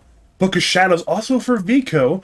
Maybe we'll see the ring go to 4th Lingus. He went for the Ex Machina on the Mars. Okay, so he has mana to use items. Multiple BKBs. That's like 3 BKBs potentially in this fight. They really went way too hard on this thing. Mana cost increased from 0 to 350. I mean, it's still good. That's the thing. It's not just like the straight up best item in every situation on every carry now. Now it's just now it's a double-edged sword rather than a single-edged sword, and I think that's fine. I don't know. I think it is still good, yeah, because it's like a refresher for your BKB and it should, but I think they went a little bit too hard on it. 350 mana, and they gave BKB a mana cost of 50 as well. Alright, so we're seeing both teams do not have all 5 items yet, but again, both teams have some, but it's the Roshan fight that will be on the mind of both teams. It's the 5th Roshan of the game. Radiant Dire, they're both smoked. PMA, Invis with Glimmer, with his Giant's Ring, can walk around the Roshan walls. Radiant wrap around the north side and the south side. Jay looks to engage. Roll is stunning the Undying, but not the Queen of Pain. Undying now half HP. Roshan half HP as well. Roll. It's PMA. Income for the arena on 2. It's a Sonic Wave. Agile gets annihilated. He buys immediately. CB is dead. Supernova is on the way. They will not kill the egg. Jay is low. Jay will die to the Troll Warlord. Now Nova refreshes. Bunions. It's isolated on the east side of the fight as Pistia goes to the north side of the fight. Bunions will die, dropping his gem. Radiant lose many. Now Yeti is kited in the river. Spear. He'll use the Ex Machina for one more BKB. Trying to fight. Trying to man fight. But another Supernova. Radiant are not focusing it. They're trying to kill the Troll Patrol. Battle Trance on the way. He's still hitting right now. Both teams use cheap buybacks. Jay is dead. That's a dieback. Yeti will die. That is also a dieback. Pistia is dead. He is forced to buyback. But Team Bloosher revamped. They're crumbling. The Omni will be the next dieback. That is 3 diebacks. Dire with the Roshan. Pistia is desperate. I don't think they should. Trying to get Troll. Troll's low. He's no BKB. He has no battle trance. He's actually dead, but he does have a buyback. He held the entire time. And now Dire have 5. Radiant only have 2. Pistia is desperately trying. Phoenix the cheese. Bunions gets hunted by Mars. Pistia may kill the Undying, but it will still be a 2v4 once the Undying dies. As Bunions attempt to snowball away, Undying is somehow still alive. Pistia now gets abyssal bladed by PMH's Troll. He'll Yules himself, trying to live. Again, a snowball from Bunions on the south side, but Pistia has been hexed. Has another core dieback, and they accept their loss. They know they have lost. They will call GG. And Moozy is crying, we'll win game 1 in 63 minutes. Yeah, a hell of a fight they ended up putting up there. Moozy ended up lasting way longer than they should have, but they just couldn't finish it out that last team fight, unfortunately. Buybacks on cooldown. Jay trying to pull some interesting moves. Ended up buying bots too in that last fight. Come in at the clutch moment. It looked like he was deciding really whether or not he wanted to join that team fight, but in the end he's like, okay, it's do or die here, and unfortunately it was die. Moozy is crying. They just said the superior draft in the late game. We said win faster. Should have listened to the casters, man. You're not supposed to be listening to the cast when you're playing, so don't listen to the casters. That's right. Don't listen to the casters. Don't listen to the casters. Unfortunately for me, by the way, I know I joke about these 60-minute lads games and we never play again, but I unfortunately have a little bit of work to do, so this is the only one I'm going to be able to join you for. Now, it's okay. After your boot camp, after you guys qualify to TI, there'll be another break, and you know what we'll have after that? More lads More playoffs. lads playoff, baby. You know, I have another special guest possibly coming on. Maybe you, me, and him could try cast. That'll be a fun time if we do that. You know, I think But, you know who it is, but the people don't know, and I'm not going to let them know. They can't know. It's still a secret. oh, yeah. Yeah, you know who it is. They don't know. They will know. They're going to love. They're going to love it. I'm sure. Hopefully, what they're going to love though is game number 2, which will be on our plate pretty soon. But again, both teams, of course, want a break. And you know what? Just for me and you, Neph, I'll give us a bit of a break too. We'll see the viewers for game number 2.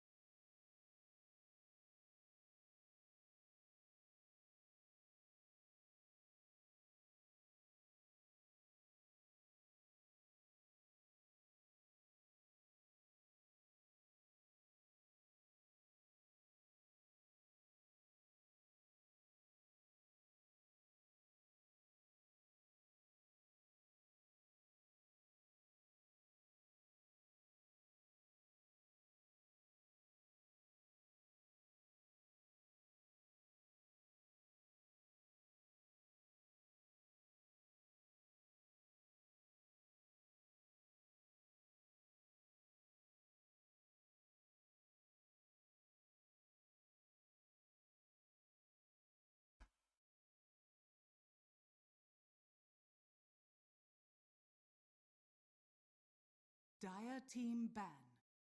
Greetings and salutations again, Dota fans, for Game 2 of Team Bloosher Revamped versus Moozy is Crying.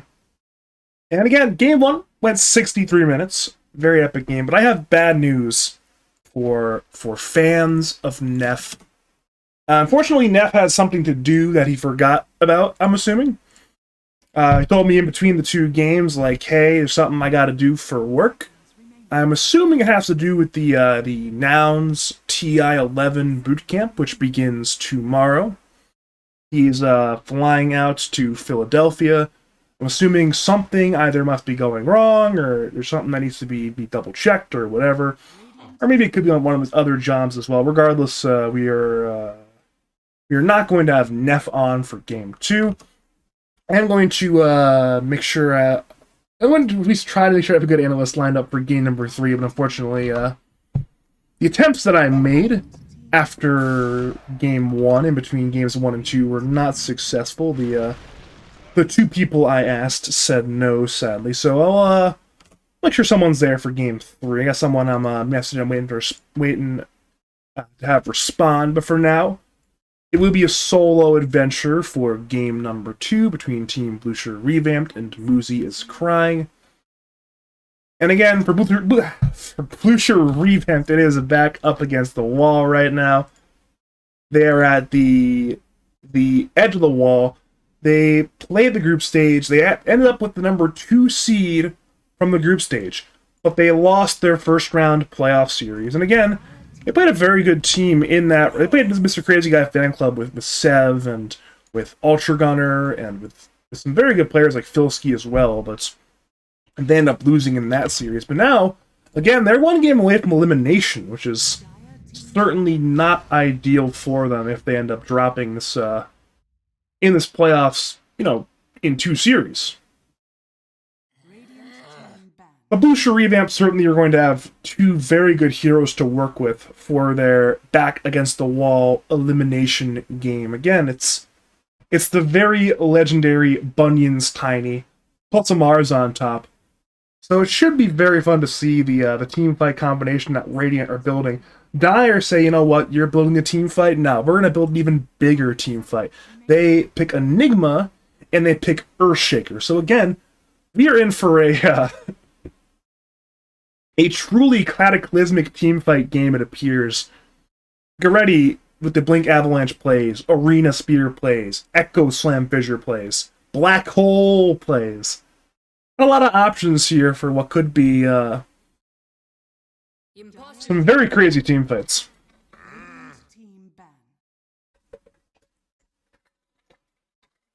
And again, it is Queen of Pain and Undying banned out now, so we have an entirely different set of heroes on the floor to play around with here. 10 seconds remaining.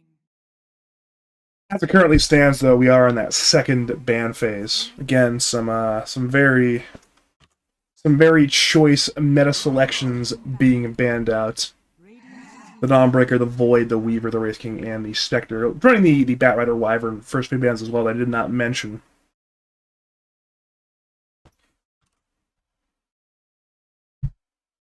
I do miss Neph, though. But unfortunately, some things are bigger than amateur casting. I understand that. I do understand that. 5 seconds remaining. Hopefully he'll say hi to Husky for me at the boot camp. Husky's very based.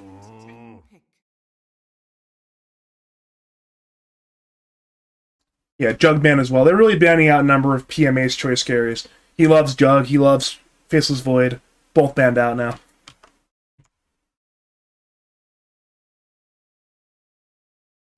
10 seconds remaining. 5 seconds. Yeah, reserve time already being chewed into. Kind of want to go be real talkative during the draft, but I think I'm still recovering from game 1. You go to 63 minutes, definitely takes a little bit of a toll on the voice, a little bit of toll on the body even. So, kind of recuperating, drinking some water, getting mentally prepared for game 2.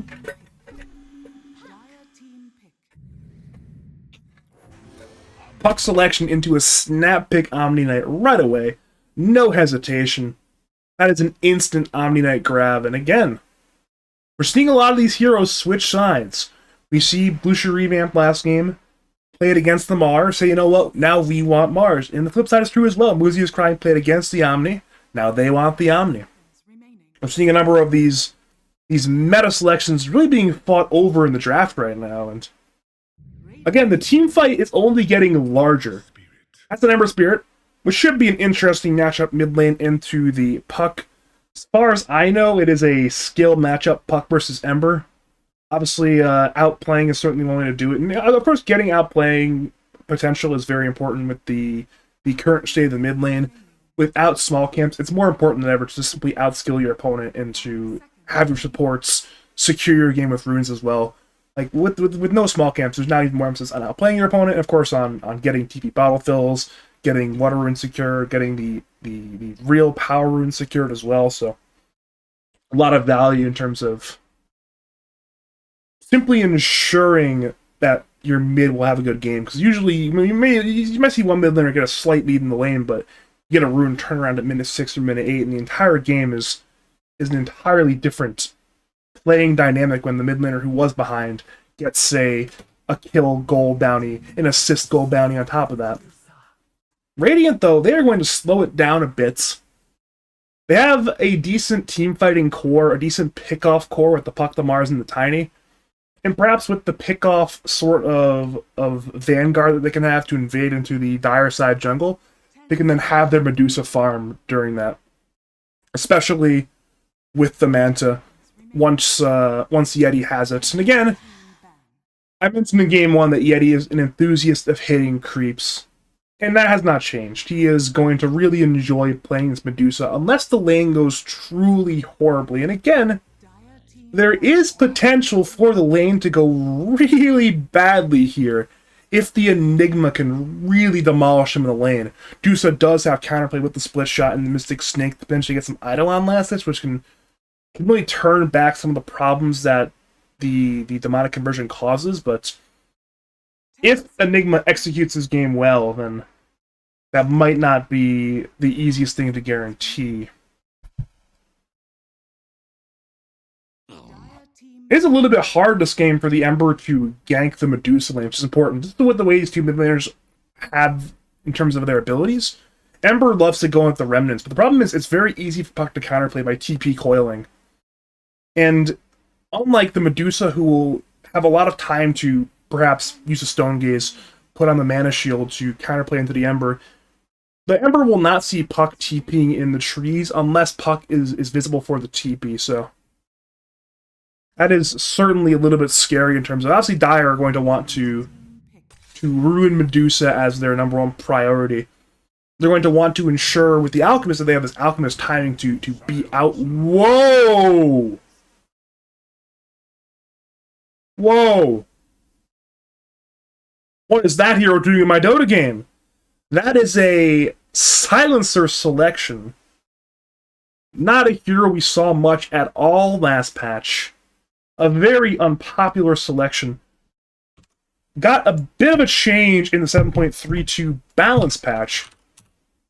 I'm actually going to look up right now exactly what they did to Silencer, but they had a lot of changes for the hero. Yeah, they reduced his attack speed, increased his base attack time, changed some numbers on Arcane Curse, and they reworked the Shard, and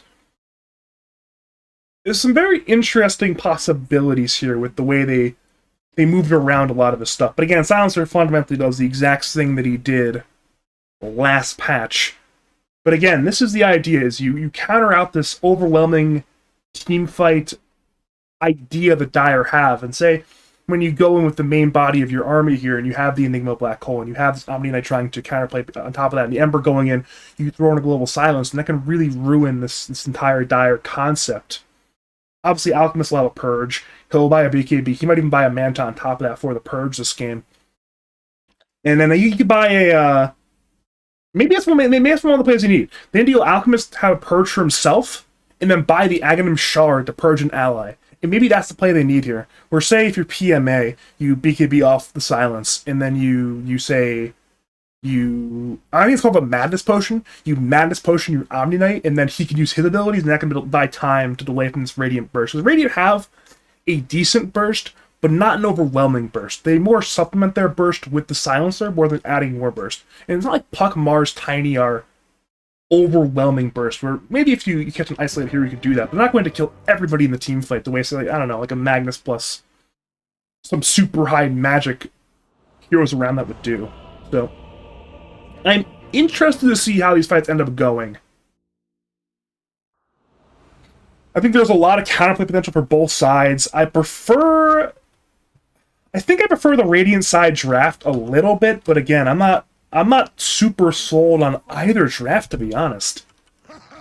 What I am sold on, though, is I know Radiant are very comfortable with their draft. Other than Silencer, I think I've seen every single one of these players play the exact hero they played. Piscius Puck, very powerful. Obviously, Puck got nerfed, but still a very good hero. Bunyan's Tiny. I mentioned it the moment it was picked. It's the legendary Bunyan's Tiny. And I do not say the word legendary lightly. He's a very good Tiny. And on top of that, you have Ice Yeti on the most notorious racing hero in the game. So, you know, a lot of time to hit some creeps. And yet, Yeti in a free game will farm a lot of creeps, so should be fun to see. We may see action pre-Horn this game. As it currently stands, Radiant play 4 at their tri-camp with Tiny leading the way.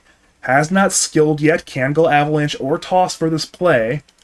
4th year Lingus on the off-lane Earthshaker is going to walk away. So that's a bit of an odd one there. I was expecting a 3 Enigma and a 4 Earthshaker. We're going to get the other way around. So 4th year Lingus on the Shaker is going to be farming on the off-lane, while Noble you're playing the 4 Enigma. And again, there's an argument for doing it both ways.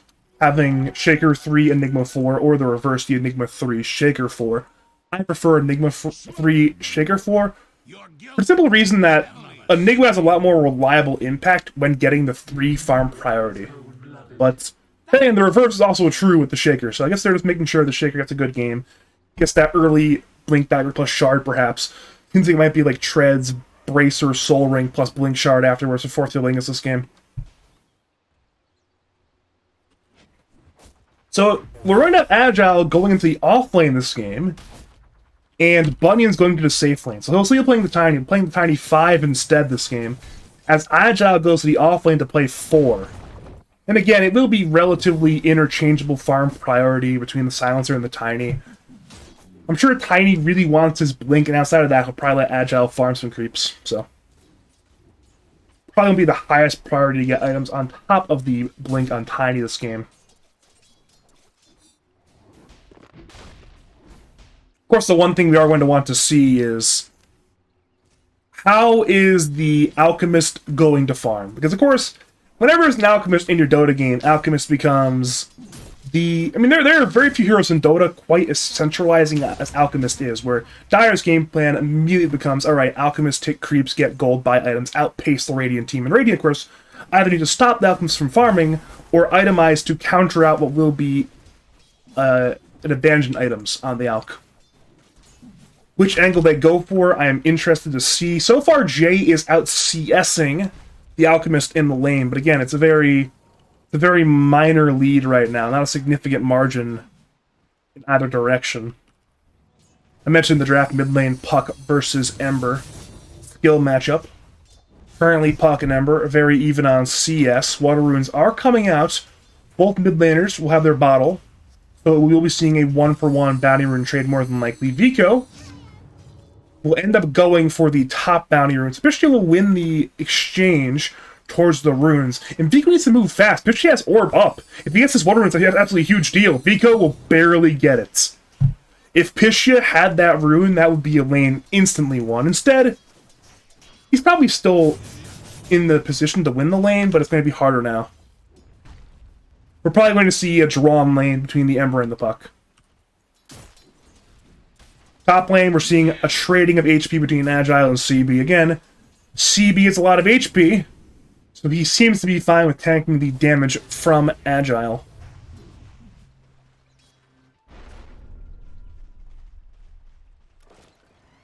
And then bottom lane again, it's Shaker. playing Dota 2. He's just hitting the 5 support, because why not? Top lane, missed First Blood. Again, Silencer, Frailty Arrow might be on that one. My mind is still coping from the lack of Neph. What can you do? We'll see another kill bottom lane, perhaps. However, with Fissure being on cooldown, Dire cannot complete the kill on Bunions. He's low HP, but not quite dead. He'll toss a tree for good measure and then walk away, and that will be the long walk to the fountain for Bunions, it appears. He might go for a Soul Ring Avalanche play when it's available. That's a bit ballsy if he goes for it. Bunions, this is a wild play if he goes in here. He is so low on HP. Fissure can ruin his day. Maybe he's pulling instead? Okay, he's pulling. Mid lane again. Agile, not agile. Pistia versus Vico in this Puck versus Ember matchup. Both mid laners quite low. It's a fight over the water rune. Orb in. Silence. No mana for Pistia, so Vico will walk away. Both mid laners are injured, but again, both are fine. PMA again is man fighting top lane. Agile curses, but CB has the 2-man purge. That was a big change for Omni in the last patch. Now, when you Heavenly Grace, it dispels both the Omni and the Alk, which is a very big deal in this exact lane where, again, you want to be dispelling the debuffs on both heroes rather than just one hero. I'm looking over at Twitch chat, and that may have been a mistake. Twitch chat appears to have turned into a bit of an anger fest. I probably should do something about that, but I'm not going to. I'm just going to let it happen. And hopefully things don't get too ugly in there. Just keep it PMA, guys. No need to have large arguments over guilds in the Twitch chat. I'm sure we don't need big arguments in the Twitch chat. What we do need is a possible big play from Pistia in the mid lane. Vico is forced to flame guard and run away from the Puck. So Ember will survive, but Pistia forces the Ember away from the lane, so Puck will get 6 first. However, again, Ember will be back for the minute 6 power runes. Jay stands his ground top lane of the rebuke, doing a bit of damage, but bottom lane we see an avalanche, but a missed toss, a rare misplay from the Bunions Tiny. Results in a low percentage kill turning into a 0% kill.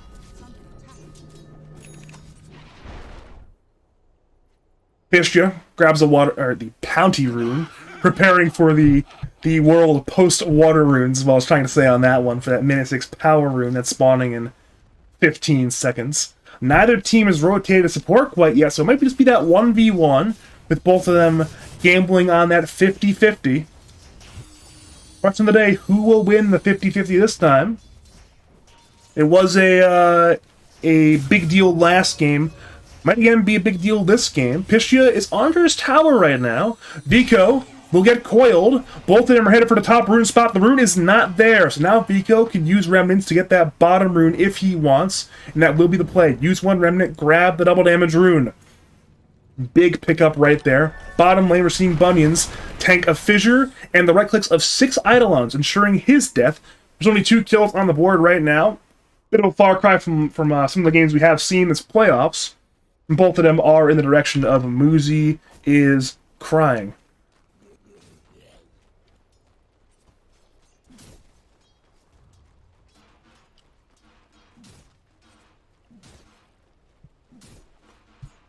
We're seeing a bottle fill mid lane. Bunions with his death will now fill the bottle of Pistia. And then we see that play a lot.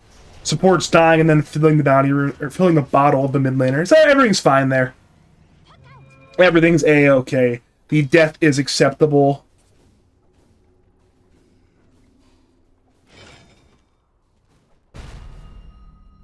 Looking at key farm again, Medusa not having a great time.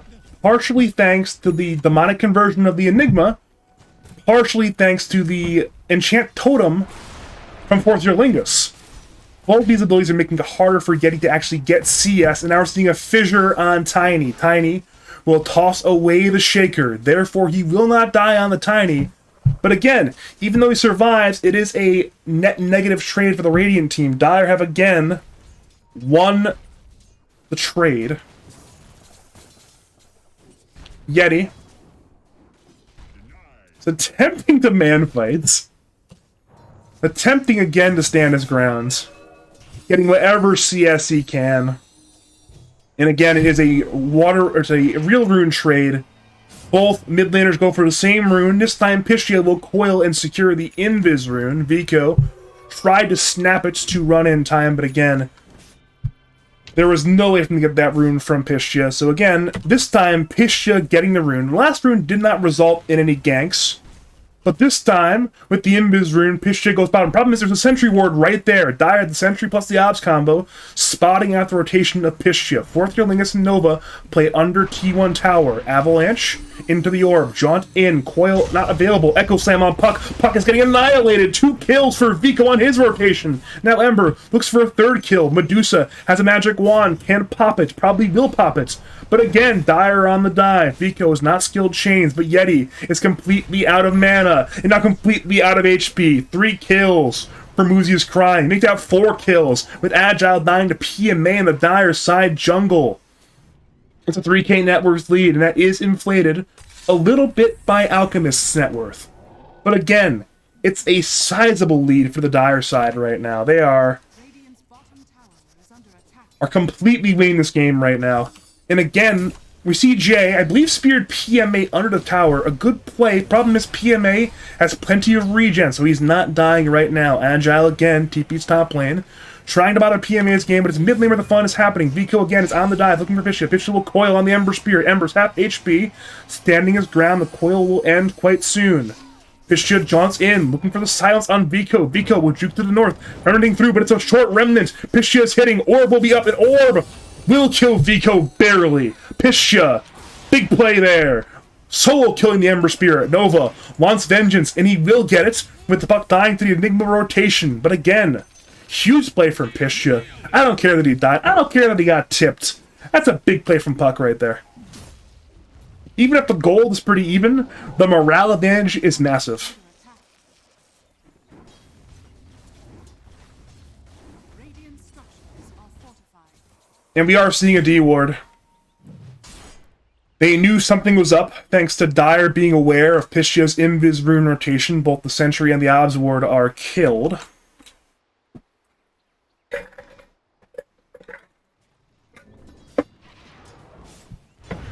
Silence on Vico. Pistia's on the way, but has no coil. Vico activates the Illusion Rune to Purge. And despite Radiant having 3 heroes in the mid lane, they cannot lock down Vico. They lack the abilities. Correction, they're not in range to use the abilities to lock him down. A very hard kill to get on the Ember at this stage of the game. And again, top lane is where the action will occur. Bunions rotates in, as does Pistia. I think Dire are aware the Tiny there, but they certainly don't know the Puck is there. Silence on Omni Knights. PMA will channel a concoction, but a spear from Jay right before he's stunned ensures the Omni will get very few spells off. There will be no Guardian Angel, but with fourth illness arriving, Radiant will have to reposition. Agile globally silences everyone on the Dire team, but again, it's Vico in the back line, speared away by Jay. Has one more remnant already on the floor, but he's silenced by Pistia. Echo on 2, Tiny is dead, as is Puck, thanks to a black hole by Nova. A very low duration black hole, but it did its job. It ensured the Puck could not escape. And again, Moozy is crying. Are making Bloosher Revamped cry, as the game is getting a little bit rough right now. As it currently stands, everything the Dire want to accomplish is being accomplished. Alchemist is #1 net worth. He's playing now on the south side of the map. Ember has had a great start to his game. He killed the T1 tower mid lane now. He is, once again, halfway to a BKB almost. He's ensuring he is ready for these team fights, getting a self-purge with the BKB. Shaker is about to get his Blink Dagger as well. So everything the Dire wanted from the early stages of the game is occurring. On the flip side, look at Team Bloosher Revamp. Medusa is lethargic. Nay, she is anemic farm-wise. Not having a great time. And despite Pistia making a big outplay to kill Vico for the kill, he still died 3 times this game. He is pretty poor. He's 3rd in net worth on his team, 6th on net worth in the entire game. This is not ideal for the Puck. He's going Witchblade, as Pucks nearly universally do in this patch. But it will mean that having a Blink Dagger or even a BOTs, actually this game there will be no BOTs, there's even Shreds on Pistia, but the Blink Dagger will be delayed as well, so Radiant will be relying on Jay to perhaps be that fight starter, or maybe even Bunions. Problem is, neither are that close to their key items. Jay needs his BKB before we can even go for a Blink Dagger this game. Bunions is still over 1,000 gold away from his Blink Dagger, so it's going to be a very rough middle game for Team Bloosher Revamped as it currently stands.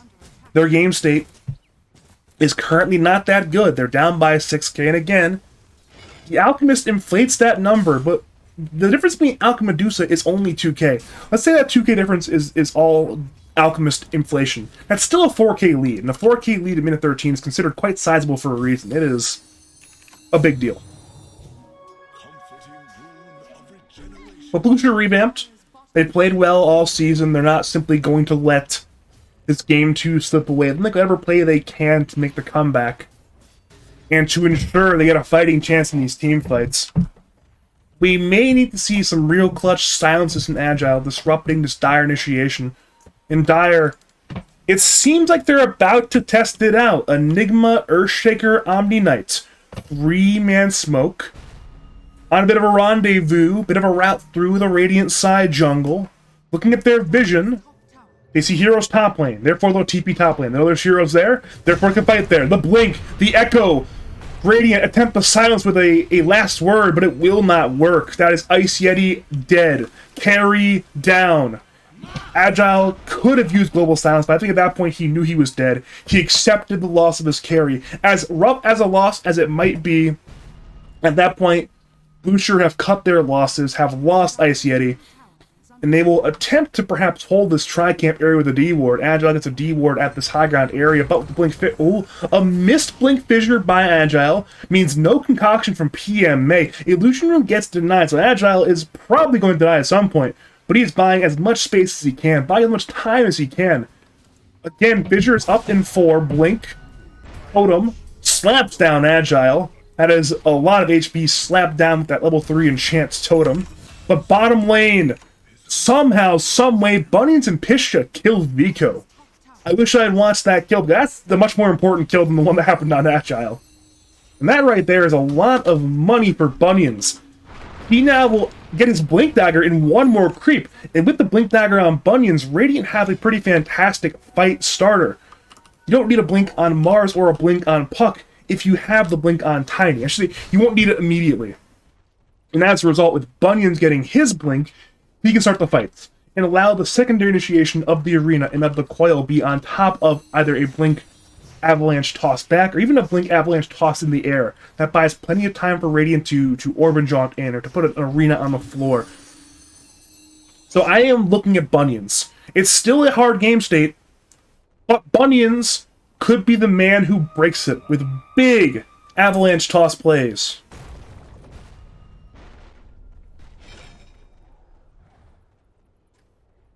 Right now, both teams currently farming.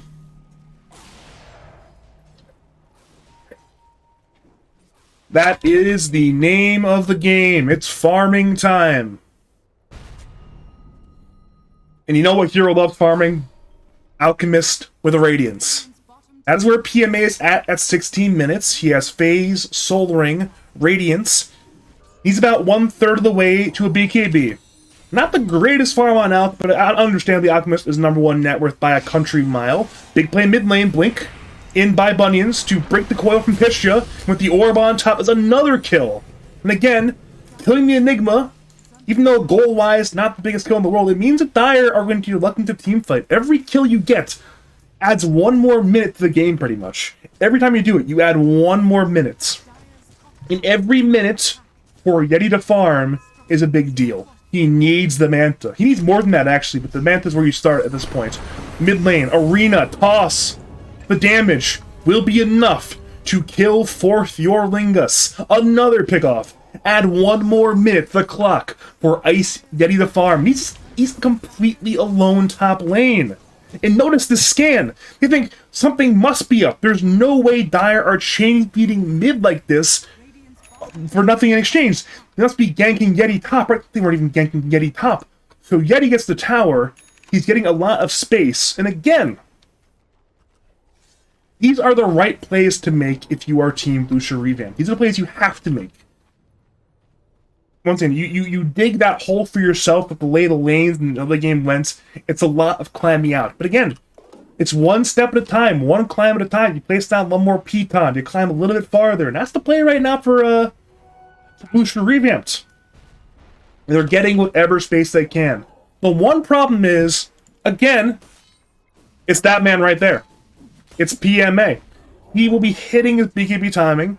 Perhaps he will go for a Blink Dagger afterwards before he fights. With the BKB, he certainly will be fight ready. But as that happens, it's both teams that are getting ready for the fights.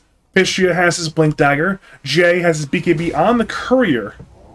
That is two big pickups right there. We may see a fight in the Radiant Tri-Camp area. Dire are smoking in on two. Enigma and Earthshaker. Fortierlingus, Blink, Echo Slam on two, Silencer, the target, Global, not there in time, Agile is dead, but the Stone Gaze is there, allowing time for Yeti to retreat. The Silence from Pistia prevents the Black Hole, a good winning earth there to ensure there's no Black Hole on two, and now Yeti will attempt to run further. Coil is completely off the mark, Ember engages in, Avalanche stuns on two, but Yeti actually gets away, Fissure does not hit him. Concoction, I believe hit both Tiny and the Mars. But again, it's a fantastic 1-for-1. As a 1-for-1, you absolutely take. Add one more minute to the clock. In every fight like this, you add one more minute to the clock for Yeti to come back. That's the narrative I'm building. That's the story I'm telling. Our protagonist is Medusa, desperately trying to farm creeps. She thinks she can. She thinks she can, and one day, she might be able to farm enough creeps to carry the game. The little Medusa that could.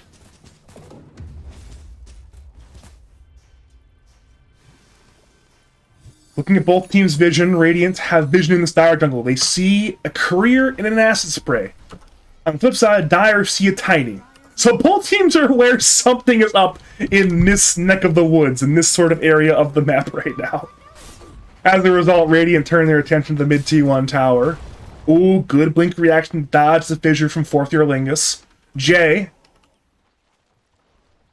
was looking mid lane, but instead it's the jungle entrance where we see a silence on Ember. But Ember as BKB isn't even forced to use it. He will walk away.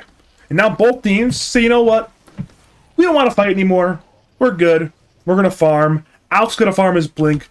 Goose is going to farm his Manta. And that'll be the trade. And maybe at that point when our abilities come off cooldown, we'll throw our heads into the brick wall again. Radiant have all their ultimates right now. Dire currently missed both the Echo Slam and the Guardian Angel, but Echo Slam is up in 5 seconds.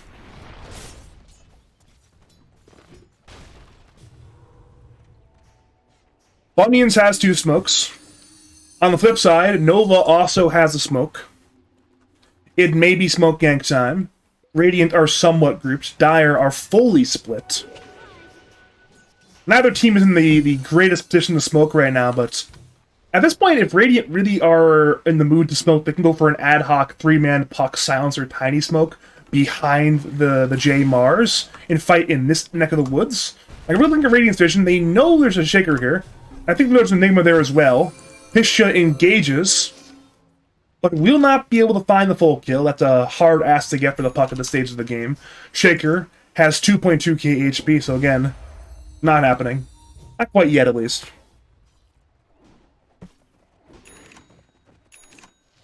Looking at PMA, there is a blink on Courier, as I mentioned, and as I also mentioned, the Manta is the trade.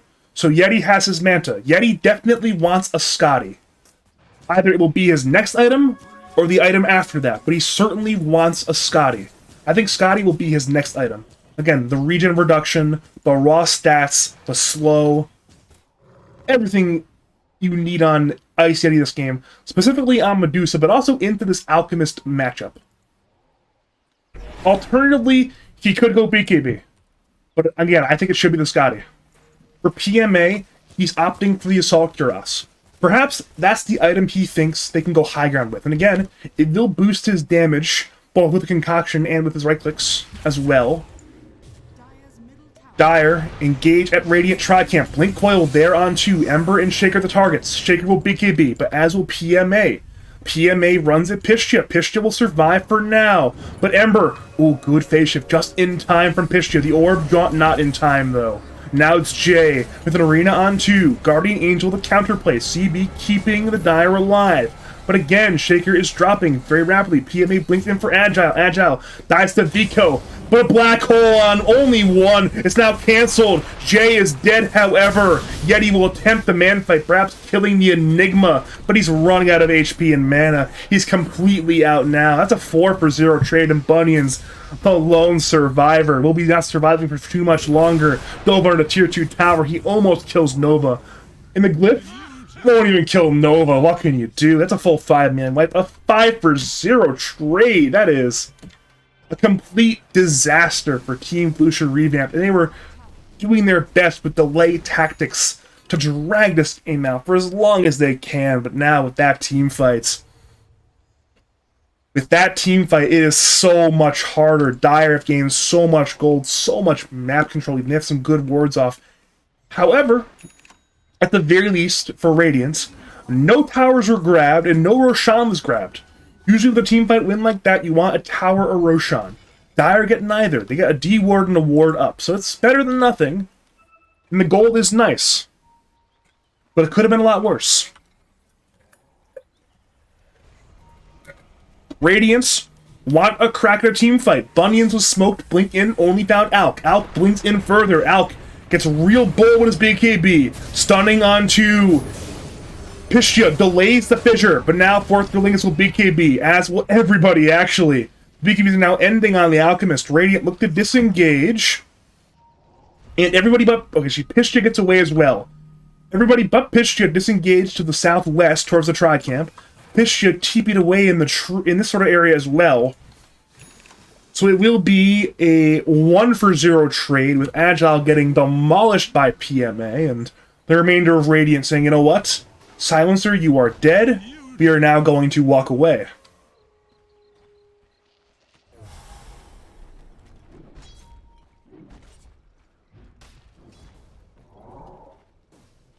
Dire's bottom tower is under attack. Oh, Echo Slam bottom lane on Pistia. Oh, 4 Yolingas! Demolishing Pistia with a solo kill! Echo slamming, jamming, demolishing with the enchant totem. That is huge play by Earthshaker. In disaster for Puck. He wanted perhaps to get that bottom T1 tower. Alternatively, he wanted gold from the creeps, but instead, all he finds is a one-man grave 6 feet under at the hands of Earthshaker. Unfortunate. And if we look at our good friend, the graph with 3 lines, all 3 lines go the direction you would expect. Down, in favor of the Dire. With a kill on Jay, it might get better. He'll now BKB just to run, but Vico BKBs as well. Sleight of Fist will not kill. Remnant in. Jay will not survive. The Ember and the Alchemist right-click down the Mars. So one more death on the side of Team Bloosher Revamped. And now, it is going to be Roshan time. PMA still does not have Assault Cuirass, but with the Mars being dead and his BKB being on cooldown, it is the perfect time to force an objective. The first really big objective for the Dire to grab. This Roshan, the first one of the game. The 6th Roshan of the series, I believe. But the first one of game 2. Pistia goes for a hero play, but a black hole on 1. But it's 1 pesky Puck caught in an unescapable black hole. Nova gets the kill. Pistia finds the death. And the Aegis goes to Alchemist. And that is black hole on cooldown. But black hole on cooldown for a good cause. Pistia's game is only getting that much harder.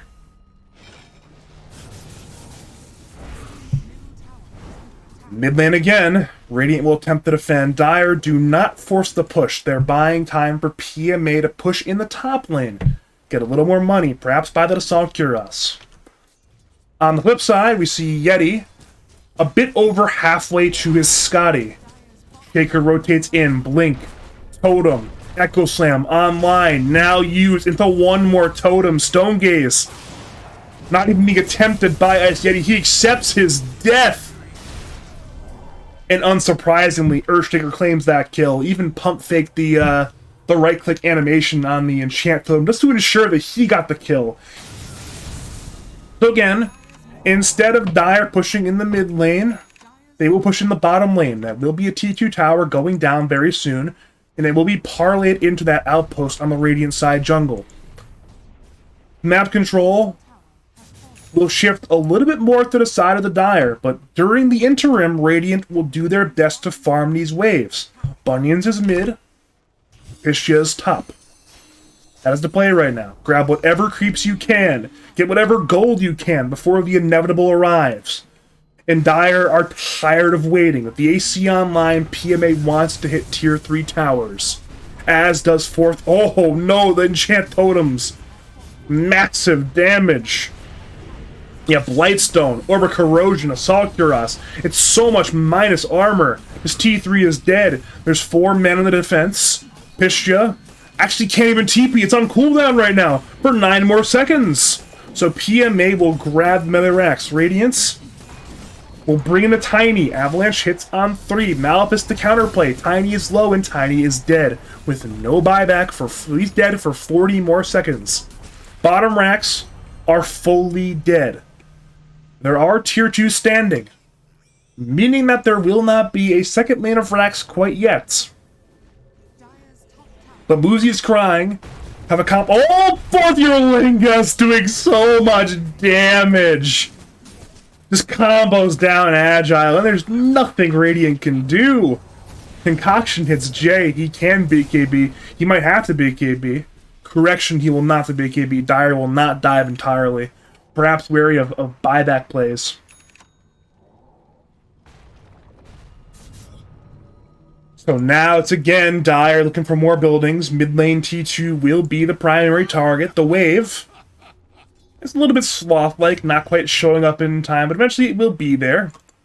Dire will have a 5v5 seed with an Aegis and plenty of BKBs. I don't think they're too fearful of this Radiant side defense. It is an 18,000 net worth lead. Again, it is inflated by Alchemist, but all that 19k is not Alchemist. Maybe like 6k, 7k at most is Alchemist right now. The rest of that is simply a massive lead. Pishia blinks in, silencing Ember. Ember will not be KB. Pishia will tank a Malefice and a Fissure. Remnant on the way, Global Silence to counterplay. And Alp will focus the barracks. Melirex about 1/3 HP. Correction, 0 HP. And the range racks will fall as well. That's 2 full sets of barracks grabbed, but the Dire side of Moozy is crying. And as it currently stands, Radiants are bending but not breaking. They are letting their base lose buildings in exchange for not losing the game. The problem is, at some point you cannot bend any longer. You're going to run out of buildings to lose. PMA again, with a concoction, into the Fissure. The chain stun is not perfect. But in comes Vico with the chains. Tiny again will die. Vico now gets another kill on the Ember Spirit. He's 9-2-9 right now, and with this wave coming in, these tier 2 can become attacked. And when that time comes, when the backdoor is then removed, Dire will be at the footstep of grabbing mega creeps. Alchemist will lose the Aegis. It's only up for 13 more seconds. Pishia wants a hero play. He wants to kill the wave. Faker blinks in, hitting T3. Aegis now expires.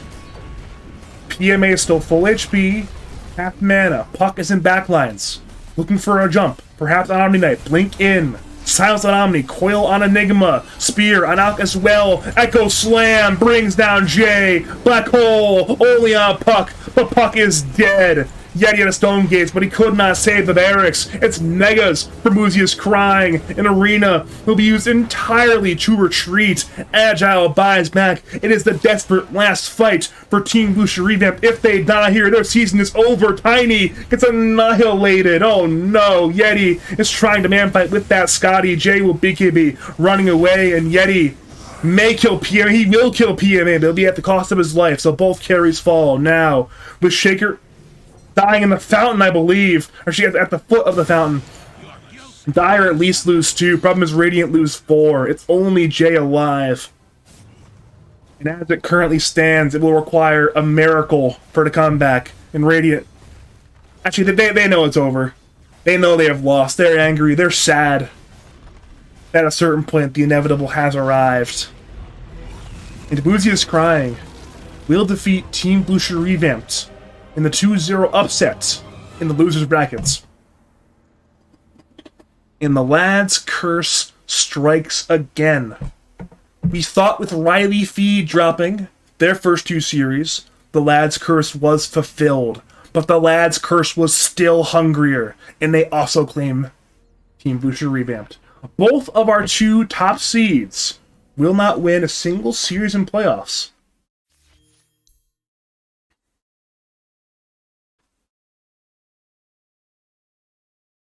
At a certain point, what more can you say? It was a well-executed Alchemist strategy from Moozy is Crying. They played the game well. They knew their draft.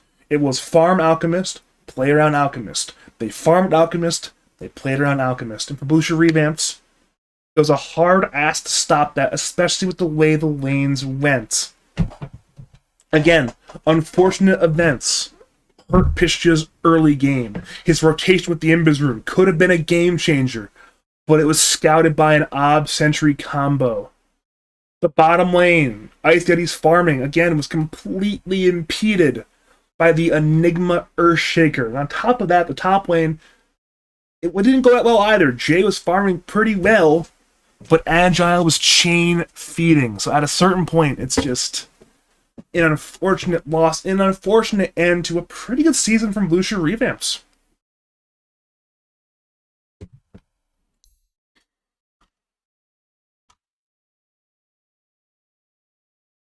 And that is the end of the road for us with our cast tonight.